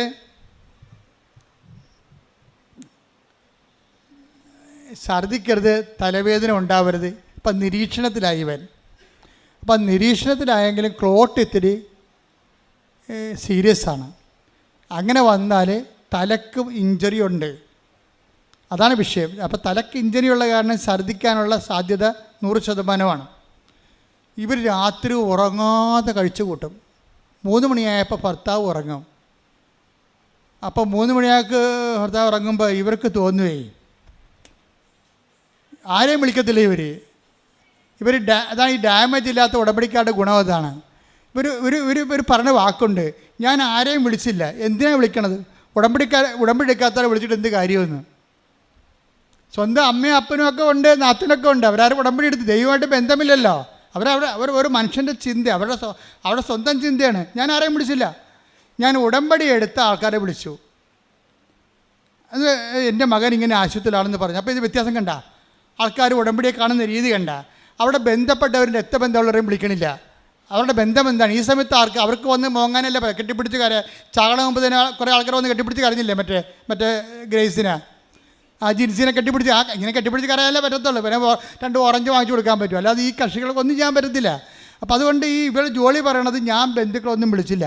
എന്താ കാര്യം? ഞാൻ ഉടമ്പടി എടുത്തവരെ അറിയിച്ചു. അപ്പോൾ അവർ കുറച്ച് കഴിഞ്ഞപ്പോൾ ഉടമ്പടി തൈലം കൊണ്ട് വന്നു. അതാ വിഷയം. ഞാൻ അകത്ത് കയറി നെഞ്ചിൽ പെരട്ടി ഞാൻ എന്നെ ഉടനെ നേഴ്സ് പുറത്താക്കി. അപ്പോൾ ഈ വെയിറ്റ് ചെയ്യാണ്. കാര്യം വളരെ മോശം കണ്ടീഷനിലേക്കാണ് ആൾ പോയിക്കൊണ്ടിരിക്കുന്നത്. അപ്പോൾ ഞാൻ പുറത്ത് നിന്ന് ജപമാല ചൊല്ലിക്കൊണ്ടിരിക്കുകയാണ്. ജപമാല ചൊല്ലിക്കൊണ്ടിരുന്ന സമയത്ത് എനിക്ക് തോന്നി, എൻ്റെ ഉടമ്പടിക്ക് ആശ്രയം കൊണ്ടുപോയി അവൻ്റെ കഴുത്തേൽ കൊന്തലിട്ട് കൊടുക്കണമെന്ന് പറഞ്ഞു. അപ്പം ഞാൻ മാതാവേ, ഞാൻ ഇത് ചെയ്യാൻ പാടില്ലാത്തതാണ്, പക്ഷേ എൻ്റെ അവസ്ഥ ഇപ്പം അറിയാമല്ലോ. ഈ ഉടമ്പടിക്ക് ആശ്രയം ഇത് മാത്രമേ അവനെ ജീവനിലോട്ട് കൊണ്ടുവരാൻ ഇത് മാത്രമേ ഒരു ആധാരമുള്ളൂ. അതുകൊണ്ട് ഇത് ഞാൻ പറിച്ച് അവൻ്റെ നെഞ്ചിലുള്ള കിടക്കണ കൊന്തയെ കെട്ടാൻ പോവുകയാണ്. പറഞ്ഞ് ഇവിടെ അകത്ത് കയറിയപ്പോൾ ഒരു നേഴ്സ് വന്ന് തടഞ്ഞു. നിങ്ങൾ ഇതിനകത്ത് കയറാൻ അനുവാദമില്ല, ഇവിടെ കയറാൻ പറ്റത്തില്ലെന്ന് പറഞ്ഞു. കഴിയുമ്പോൾ ഈ ആളെ ഇവിടെ കസ്റ്റഡിയിലാണല്ല. അപ്പോൾ ഇയാളുടെ ബോഡിയെ തൊടാനോ അമ്മയാണെന്നൊരു കാര്യമില്ല, അത് ചെയ്യാൻ പറ്റത്തില്ല. ഉള്ള കൊന്ത ഊരാനാണ് ഞാൻ വന്നതെന്ന് പറഞ്ഞു. ഇവൻ്റെ കഴുത്തിലെ കൊന്ത ഊരാനാണ് ഞാൻ വന്നതെന്ന് ആ നേഴ്സ് പറയുമ്പോൾ ഈ ചേച്ചി ഉള്ള സത്യം പറയും. നേഴ്സ് അങ്ങനെ ഊരരുത്, അത് മാത്രമേ ഇനിയുള്ളൊരു പിടിവള്ളിയുണ്ട്, അതുമേൽ ഈ ഉടമ്പടിക്ക് ആശ്രയം കെട്ടാനാണ് ഞാൻ വന്നതെന്ന് ഇവർ പറയും. അപ്പോൾ അവർ പറഞ്ഞു അതൊന്നും നടക്കത്തില്ല. പറഞ്ഞാൽ അവർ പോവും. അവർ പോയി കഴിയുമ്പോൾ വേറൊരു നേഴ്സ് വരും. എന്താ ചേച്ചി കരയണത്? എൻ്റെ മകനാണ്, അതിൻ്റെ കൊന്ത ഊരുമെന്നും പറഞ്ഞിട്ടാണ് അവർ പോയിരിക്കണമെന്ന് പറഞ്ഞു. അപ്പോൾ ഈ പുതിയ നേഴ്സ് പറയും സാരമില്ല, കൊന്ത ഉരണ്ട അവസ്ഥ വരികയാണെങ്കിൽ, അവൻ സ്കാൻ ചെയ്യുമ്പോൾ കൊന്ത ഉരണ്ട് വരികയാണെങ്കിൽ ഞാൻ തന്നെ ഊരിയെടുത്തിട്ട് ഞാൻ തന്നെ ഇട്ടോളാം, നിങ്ങൾ സമാധാനത്തിൽ ഇരിക്കാൻ പറയും. അപ്പോൾ ഇവർ പറയും, അമ്മ പറയും, ഈ കാശുരൂപം അവൻ്റെ കഴുത്തെ കെട്ടിക്കൊടുക്കാനാണ് ഞാൻ വന്ന് അകത്ത് കയറിയത്, അപ്പോഴാണ് ഇങ്ങനെയൊക്കെ സംഭവിച്ചത്. അപ്പോൾ നേഴ്സ് പറഞ്ഞു അതിനെന്താ, അവൻ കെട്ടിക്കൊടുക്കാറില്ല എന്ന് പറയുമ്പോൾ ഈ നേഴ്സിൻ്റെ കഴുത്തിൽ ഉടമ്പടി കാശുരം കിടക്കും. അപ്പോൾ ഇവർ കണ്ണ് നിറഞ്ഞു പോയി ശരിക്കും. അതായത് മാതാവ് മറ്റവരെ മാറ്റിയിട്ട് ഇവരെ പ്ലേസ് ചെയ്തിരിക്കണ്ട, ഉടമ്പടി എടുത്തൊരു മോളെ തന്നെ ആ സെക്കൻഡ് അവിടെ സ്പേസ് ചെയ്ത്. ഇത് ടൈമിംഗ് എന്ന് പറയും, ഇതാ ടൈം മദറെന്ന് പറയണം നമ്മൾ. മറ്റവരൊന്ന് പ്രശ്നം ഉണ്ടാക്കിയപ്പോൾ തന്നെ യഥാർത്ഥ ആളെ മാതാവ് പറഞ്ഞു വിട്ടിട്ട് അവർ ആ ഉടമ്പടി കാശുരൂപം കെട്ടിവെച്ചും പുറത്തേക്ക് വന്ന് ആ കൊന്ത കാശുരൂപം കെട്ടിയിട്ട് പുറത്തേക്ക് വന്ന് കുറച്ച് കഴിഞ്ഞപ്പോൾ ഒരു വെളുപ്പിന് 3 മണിയായി. 3 മണിയായപ്പോൾ ഭർത്താവ് ഉറങ്ങി. പിന്നെ ഇവർ ആശുപത്രി ജനലിംഗ നിൽക്കുകയാണ്. അപ്പോൾ അമ്മയോട് ചോദിച്ചു, അമ്മ ഇവിടെ ഉണ്ടല്ലോ അല്ലേ? ഞങ്ങൾക്ക് ഒരു മകനേ ഉള്ളൂ, ഒന്നും പറയാനില്ല, എല്ലാം അമ്മയുടെ കയ്യിലാണെന്ന് പറഞ്ഞപ്പോൾ ഉണ്ട് ആകാശത്തിങ്ങനെ വെള്ളമേഘങ്ങളിങ്ങനെ വന്ന് നിറഞ്ഞു. എന്നിട്ട് അവിടെ നീല മേലേക്ക് തെളിഞ്ഞു. അപ്പോൾ അതിൻ്റെ അർത്ഥം എന്താണ്? ഞാൻ കാവലായിട്ടുണ്ടെന്നതിൻ്റെ അർത്ഥം. അതായത് ഇങ്ങനെ ഈ ജനലിൽ കൂടെയാണ് ഇത് കാണുന്നത്. ഈ സംഭവം കടൽത്തീരം മുഴുവൻ നിറഞ്ഞിട്ട് അവസാനം വെള്ളി മേഘങ്ങളിൽ ഇങ്ങനെ അമ്മയുടെ നീലമേലെങ്കിൽ തെളിയും. അപ്പോൾ ഇവർക്ക് ഉറപ്പാവും. കാര്യം ഇവർക്കല്ലേ ഈ കോഡ് ഭാഷ അറിയത്തുള്ളൂ. ഉടമ്പടി ഡാമേജ് ആകാത്തവർക്ക് ദൈവത്തിൻ്റെ പ്രസൻസിൻ്റെ കോഡ് ഭാഷ അറിയാം. അല്ലാതെ ദൈവം എന്ത് തലകുത്തി പറഞ്ഞാലും അറിയാൻ പറ്റത്തില്ല. കാര്യം ഫ്രോഡാണ് ഉടമ്പടി എടുത്തിരിക്കണമെന്നുണ്ടെങ്കിൽ അറിയാൻ പറ്റത്തില്ല. ആ കറക്റ്റ് ആൾക്കാർ, ആ വേവലെന്തുള്ള സത്യസന്ധമായ ഉടമ്പടിയിലൂടെ ജീവിക്കുന്നവർക്ക് ദൈവത്തിൻ്റെ സൂചനകൾ അറിയാൻ പറ്റും, പ്രസൻസ് അറിയാൻ പറ്റും. പിറ്റേ ദിവസം ആയപ്പോൾ ഡോക്ടർ പറഞ്ഞ് ടെസ്റ്റെല്ലാം ഓക്കെയാണ്, ഛർദ്ദിച്ചിട്ടില്ല, തലവേദനയില്ല, ഓക്കെയാണ്, മകനെ കൊണ്ടുപോകാമെന്ന് പറഞ്ഞു. അപ്പോൾ ഇതാണ്. അതായത് ഇവളെ സംബന്ധിച്ചിടത്തോളം അവർ അറിവ് അനുഭവമായി, അനുഭവം ബോധ്യമായി, ബോധ്യം സാക്ഷ്യമാകും. സാക്ഷ്യം രണ്ട് തരമുണ്ട്. അറിവാണ് അനുഭവം ഉണ്ടാക്കുന്നത്. അനുഭവം മേജർ ആയിട്ടുള്ള അനുഭവങ്ങളുണ്ട്, മൈനർ അനുഭവങ്ങളുണ്ട്. മേജർ അനുഭവങ്ങളിൽ നിന്ന് മേജർ ബോധ്യങ്ങളുണ്ടാകും. ബോധ്യങ്ങൾ എന്തുണ്ടാക്കും? സാക്ഷ്യം ഉണ്ടാക്കും. സാക്ഷ്യം രണ്ട് തരമുണ്ട്. ജനങ്ങളുടെ ഇടയിൽ ഏറ്റുപറച്ചിലുണ്ട്, സാക്ഷ്യമായി ജീവിക്കണമുണ്ട്. സാക്ഷ്യമായി ജീവിക്കണ രണ്ട് തരമുണ്ട്. വേദസാക്ഷ്യമുണ്ട്, രക്തസാക്ഷ്യമുണ്ട്. ഉടമ്പടി നിങ്ങൾ നയിച്ചുകൊണ്ട് പോണത് ദൈവത്തിന് വേണ്ടി ജീവിച്ച് ജീവിത സാക്ഷ്യങ്ങളിലേക്കാണ്. പ്രാർത്ഥിക്കുക. കർത്താവേ, അങ്ങയ്ക്ക് വേണ്ടി ജീവിക്കുവാൻ, സാക്ഷ്യമായി ജീവിക്കുവാൻ ഉടമ്പടിയിലൂടെ എന്നെ വിളിച്ചതിന് ഞാൻ അങ്ങയ്ക്ക് നന്ദി പറയുന്നു. മരണം വരെ കൃപയിലെ എന്നെയും കുടുംബത്തെയും നിലനിർത്തണമേ. ശ്രദ്ധിക്കട്ടെ.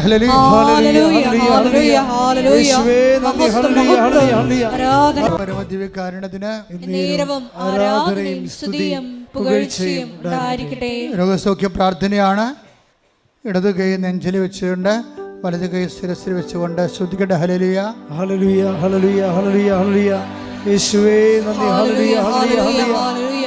മഹത്വം, മഹത്വം, ആരാധന. എൻ്റെ കർത്താവിൻ്റെ ഉന്നതമായ നാമത്തിൽ, സഭയുടെ അധികാരത്തിൽ, കുരിശിൻ്റെ അടയാളത്തിൽ, ദൈവത്തിൻ്റെ ശക്തിയാൽ ഞാൻ മകനെ മക്കളെ ആശീർവദിക്കുന്ന കർത്താവേ, നിന്റെ തിരുമുറുപാടുന്ന വലത്തെ കരം, ആണിപ്പെടുതാറുന്ന അത്ഭുത കരം ഓരോ മകൻ്റെ മേലും ഓരോ മകളുടെ മേലും വെക്കണമെന്ന് പ്രാർത്ഥിക്കുന്നു.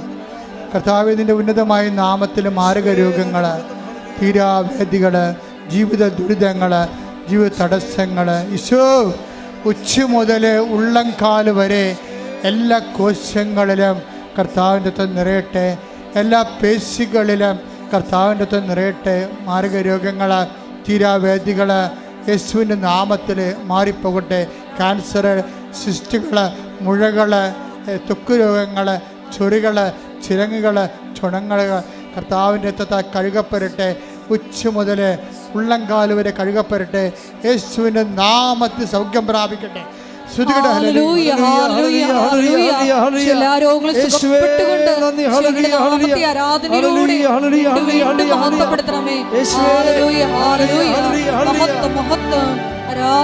പരമദിവ്യകാരുണ്യത്തിന് ആരാധനയും സ്തുതിയും പുകഴ്ചയും ഉണ്ടായിരിക്കട്ടെ. മക്കളെ കൈകൾ കൂപ്പുക.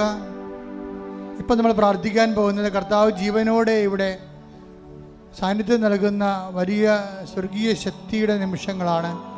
നമ്മൾ പ്രാർത്ഥിക്കാൻ പോകുന്നത് ജോലിയില്ലാത്തവർ, വീടില്ലാത്തവർ, കലങ്ങിയ കുടുംബങ്ങൾ, ഭിന്നിച്ച കുടുംബങ്ങൾ, വഴിപഴിച്ചു പോയ മക്കൾ, അന്യനാടുകളിലും വിദേശത്ത് നിന്ന് അകപ്പെട്ടു പോയവർ, ജപ്തി നടപടി നേരിടുന്നവർ, സാമ്പത്തിക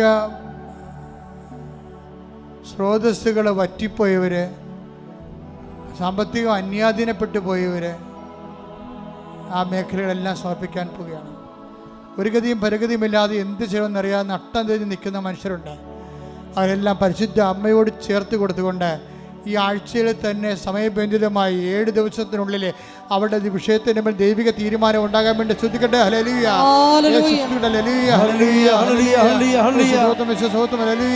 ദൈവത്തിന്റെ കരുണ, ദൈവത്തിന്റെ ശക്തി, ദൈവത്തിന്റെ കൃപ മക്കളുടെ ആവശ്യിക്കട്ടെ. ഈശോ 38 വർഷം നേർപ്പിച്ച കൃപയുടെ യോഗ്യതയാൽ ഇയാൾ താഴെ നടന്ന 10,000-കണക്കിന് ആരാധന ശക്തിയാൽ മാരക രോഗങ്ങള്, തീരാ ജീവിത തടസ്സങ്ങള്, തീരാ ജീവിത ദുരിതങ്ങള് യേശു ക്രിസ്തുവിന്റെ നാമത്തില് മാറിപ്പോകട്ടെ.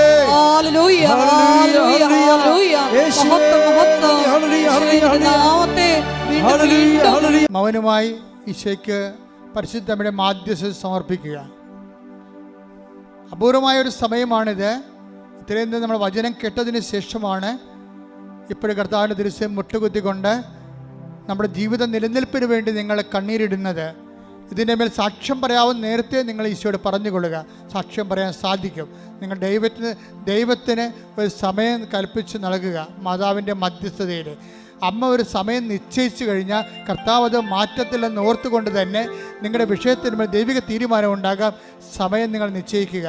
അമ്മേ, പരിശുദ്ധമ്മ, ദേവമാതാവേ, സമയത്തിന് മാതാവേ, സഞ്ചാരി മാതാവേ, എല്ലാ മേഖലകളിലും മക്കൾ അനുഭവിക്കുന്ന വിഷയങ്ങൾ സമയബന്ധിതമായി നിറവേറാൻ ആവശ്യമായ ദൈവത്തിൻ്റെ മാധ്യസ്ഥം പരിശുദ്ധ അമ്മയുടെ അപ്രതിരോധ്യമായ സ്വർഗീയ മാധ്യസ്ഥത്തിന് മുമ്പിൽ ഞങ്ങൾ സമർപ്പിച്ചുകൊണ്ട് പരിശുദ്ധ അമ്മയുടെ മധ്യസ്ഥ ഈശോയ്ക്ക് സമർപ്പിച്ചുകൊണ്ട് ശ്രദ്ധിക്കട്ടെ. Hallelujah, hallelujah, hallelujah. ഈശ്വരാധന, ഹല്ലേലൂയ. ഈശോയെ സമയബന്ധിതമായി നമ്മുടെ ജീവിതത്തിൽ ഇടപെടുന്നവരുടെ കാരുണ്യത്തിന് നന്ദി പറയുന്നു. പരിശുദ്ധ അമ്മയുടെ മധ്യസ്ഥത്തിന് നന്ദി പറയുന്നു. Hallelujah, hallelujah. മഹത്വം, മഹത്വം. ആരാധന, ആരാധന. ഹല്ലേലൂയ. മൗനമായി സ്വന്തം സ്വകാര്യ സങ്കടങ്ങളെ സമർപ്പിക്കേണ്ട സമയമാണ്. നിങ്ങൾക്ക് വേണ്ടി അച്ഛൻ ഈശോയെ തൊട്ട് പ്രാർത്ഥിക്കേണ്ട സമയമാണിത്.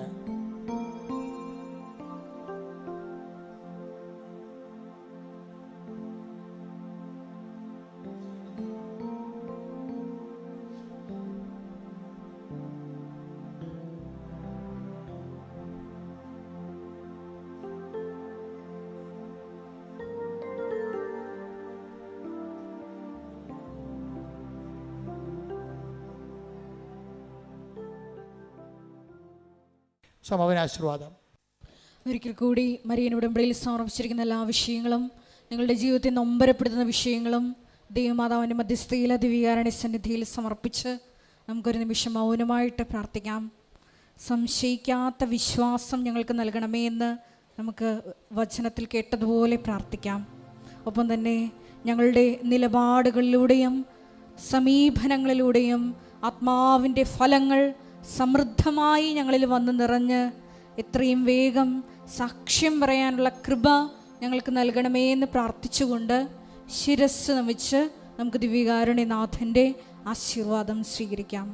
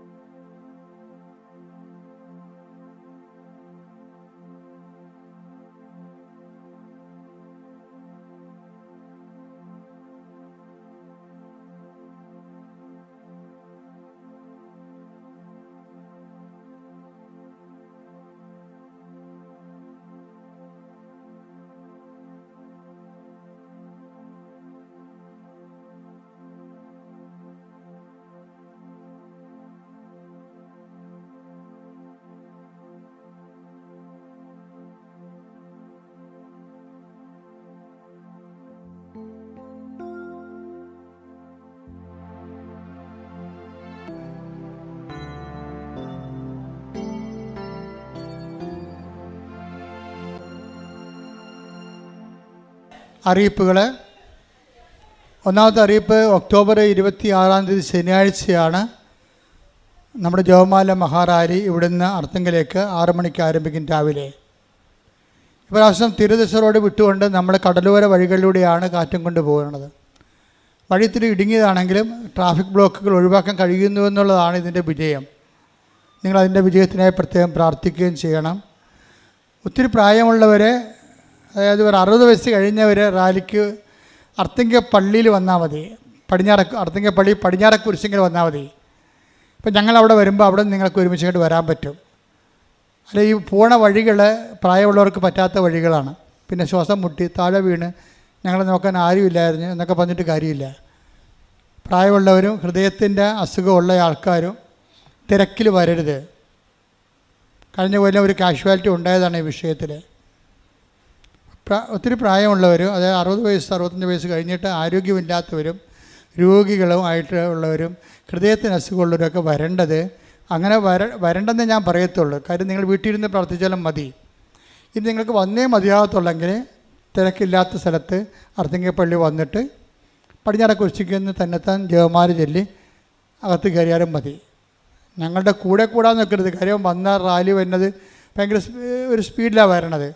അപ്പോൾ നിങ്ങൾക്ക് ചിലപ്പോൾ അതിൻ്റെ ആ സ്പീഡിനൊപ്പം കിട്ടിയതെന്ന് വരും. അപ്പം നിങ്ങൾ അവിടെ നിന്ന് തന്നെ പ്രാർത്ഥിച്ച് 1-2 പ്രാവശ്യം വേണം അങ്ങോട്ട് വീട് നടക്കാൻ പറ്റും. നിങ്ങൾക്ക് സ്വസ്ഥ നിങ്ങൾ റാലി കൂടിയെന്നുമായി അമ്മ അത് മൊത്തം റാലി കൂടിയ പോലെ അമ്മ അത് വരവ് വെച്ചുകയും ചെയ്തോളൂ.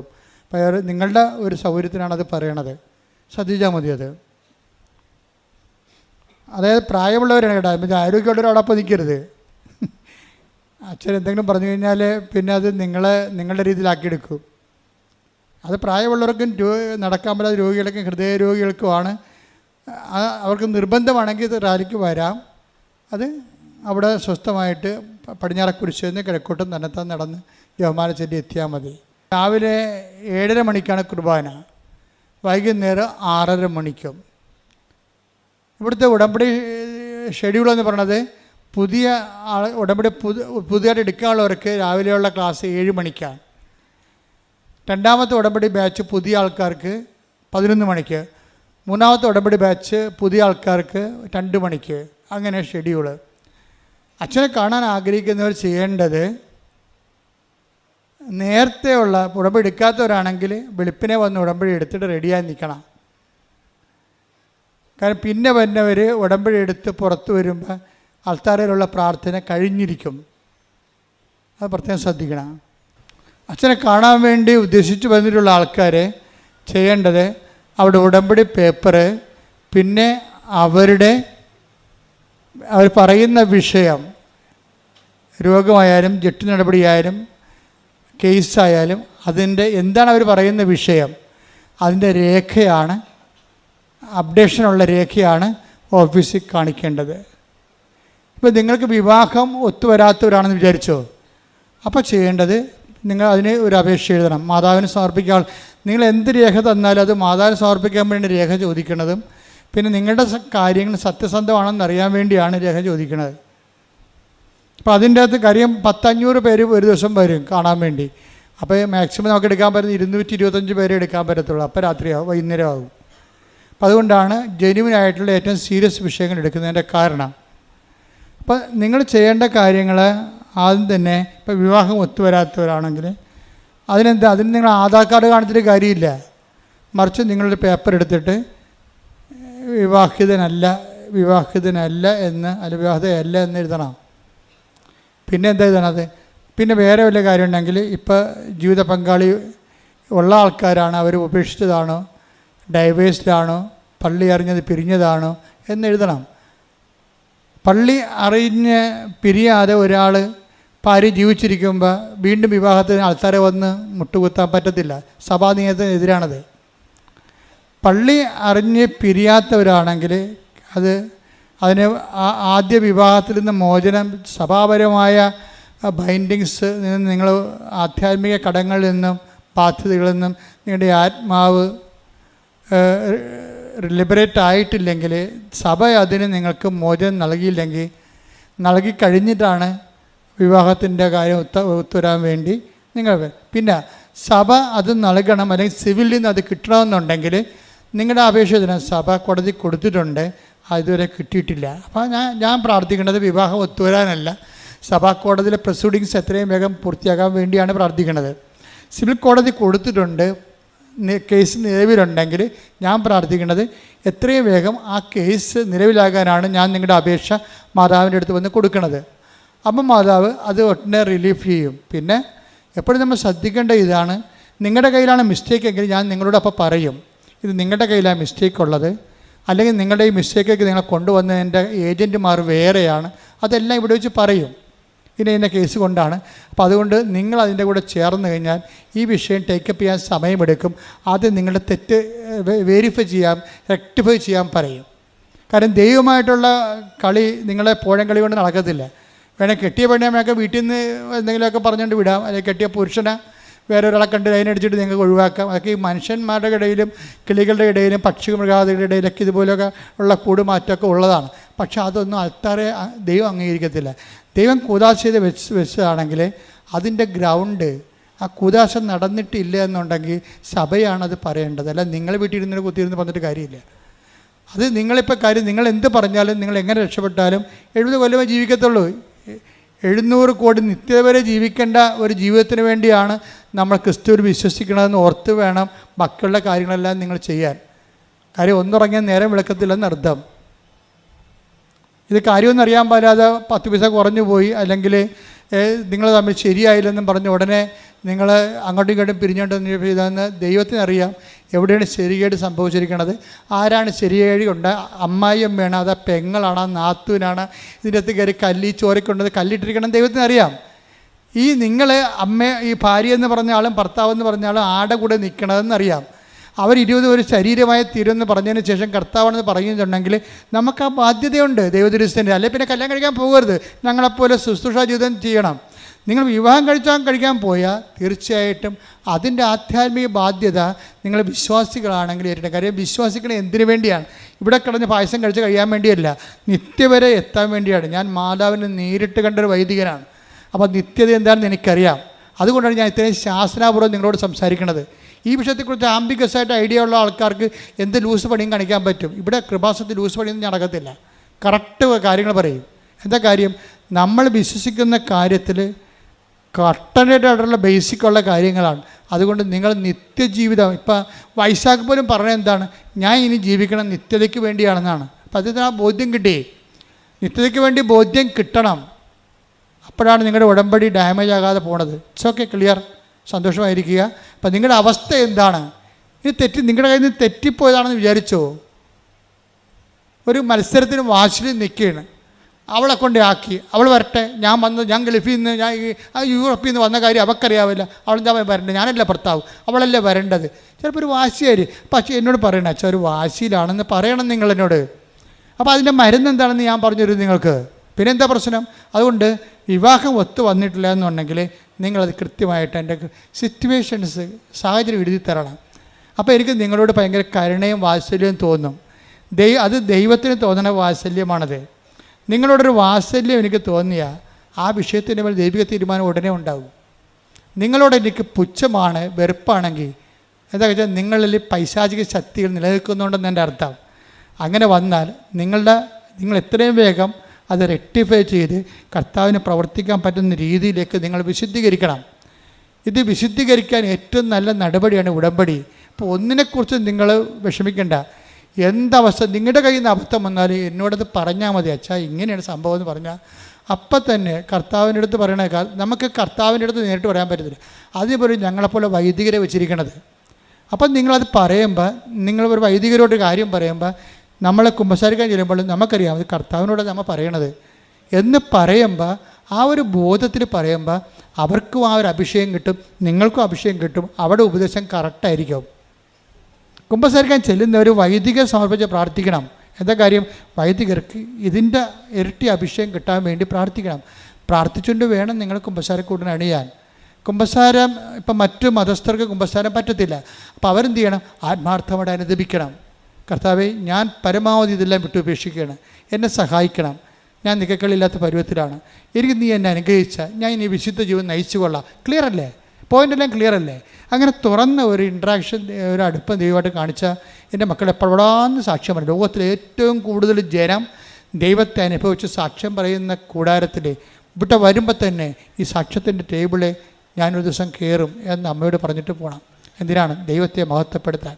അല്ല കിട്ടിയ സാക്ഷ്യം അടിച്ചു മാറ്റിക്കൊണ്ട് ഞാൻ സാക്ഷ്യം പറഞ്ഞ് നാട്ടുകാരറിയും, നാട്ടുകാരറിയും, വീട്ടുകാരറിയും എന്ന് പറഞ്ഞുകൊണ്ട് ദൈവത്തെ പറ്റിച്ച് കഴിഞ്ഞാൽ നിങ്ങൾ ഓർക്കണം, നിങ്ങൾക്ക് ഇനിയും വരേണ്ടി വരും ഇവിടെ. എന്താ കാര്യം? നിങ്ങളവർക്ക് ഇപ്പോൾ ഒരു അനുഗ്രഹം കിട്ടി, നിങ്ങൾക്ക് മക്കളില്ല, മക്കളെ കിട്ടി, കല്യാണം നടന്നില്ല, കല്യാണം നടന്ന്, പിന്നെ നിങ്ങൾ ഈ പരിചയത്തിൽ കയറത്തില്ല. എന്താണ് നടന്നാൽ എങ്ങനെ ഞങ്ങൾക്ക് കല്യാണം നടന്ന് കൊച്ചുണ്ടായെന്നൊക്കെ പറഞ്ഞു കഴിഞ്ഞാൽ അച്ഛന്മാരെങ്ങാനും സാക്ഷ്യം പറയാൻ പറഞ്ഞാൽ എന്ത് ചെയ്യും? അതുകൊണ്ട് പിന്നെ കൃപാസനത്തിൽ വരത്തില്ല, ഒന്നുറങ്ങിയാൽ നേരം വിളിക്കത്തില്ല. അറിയാമല്ല, ഇനിയും വരുന്നുണ്ട്. ഓടരുത് അമ്മാവ, അറിയാം, ഇനിയും വരുന്നുണ്ട് വിഷയം. ഇനി വന്നാൽ നിങ്ങൾ താങ്ങത്തില്ല. കാരണം നിങ്ങൾ ഫ്രോഡാണെന്നുള്ളതും സാക്ഷ്യം പറയത്തില്ലെന്നുള്ളതും ദൈവത്തെ അറിയാൻ പറ്റില്ല. അപ്പം പിന്നെ ഇനി വന്നാലുള്ള അവസ്ഥ എന്തായിരിക്കും? അതുകൊണ്ട് എത്രയും വേഗം സാക്ഷ്യം പറയാതിരിക്കുന്ന മനുഷ്യർ എല്ലാം മറന്നുകൊണ്ട് എളിമപ്പെട്ടുകൊണ്ട് ദൈവത്തിനുള്ള കടം നിർത്ത് കടമില്ലാത്തവരെ നിൽക്കണം. അപ്പോൾ പിന്നെ നിങ്ങൾക്കൊരു പ്രശ്നവുമില്ല. നിങ്ങൾ ഫ്രീ സോണിലായി, സന്തോഷമായി. ദൈവത്തിന് ഏത് സമയത്ത് നിങ്ങൾ സഹായിക്കാൻ പറ്റും.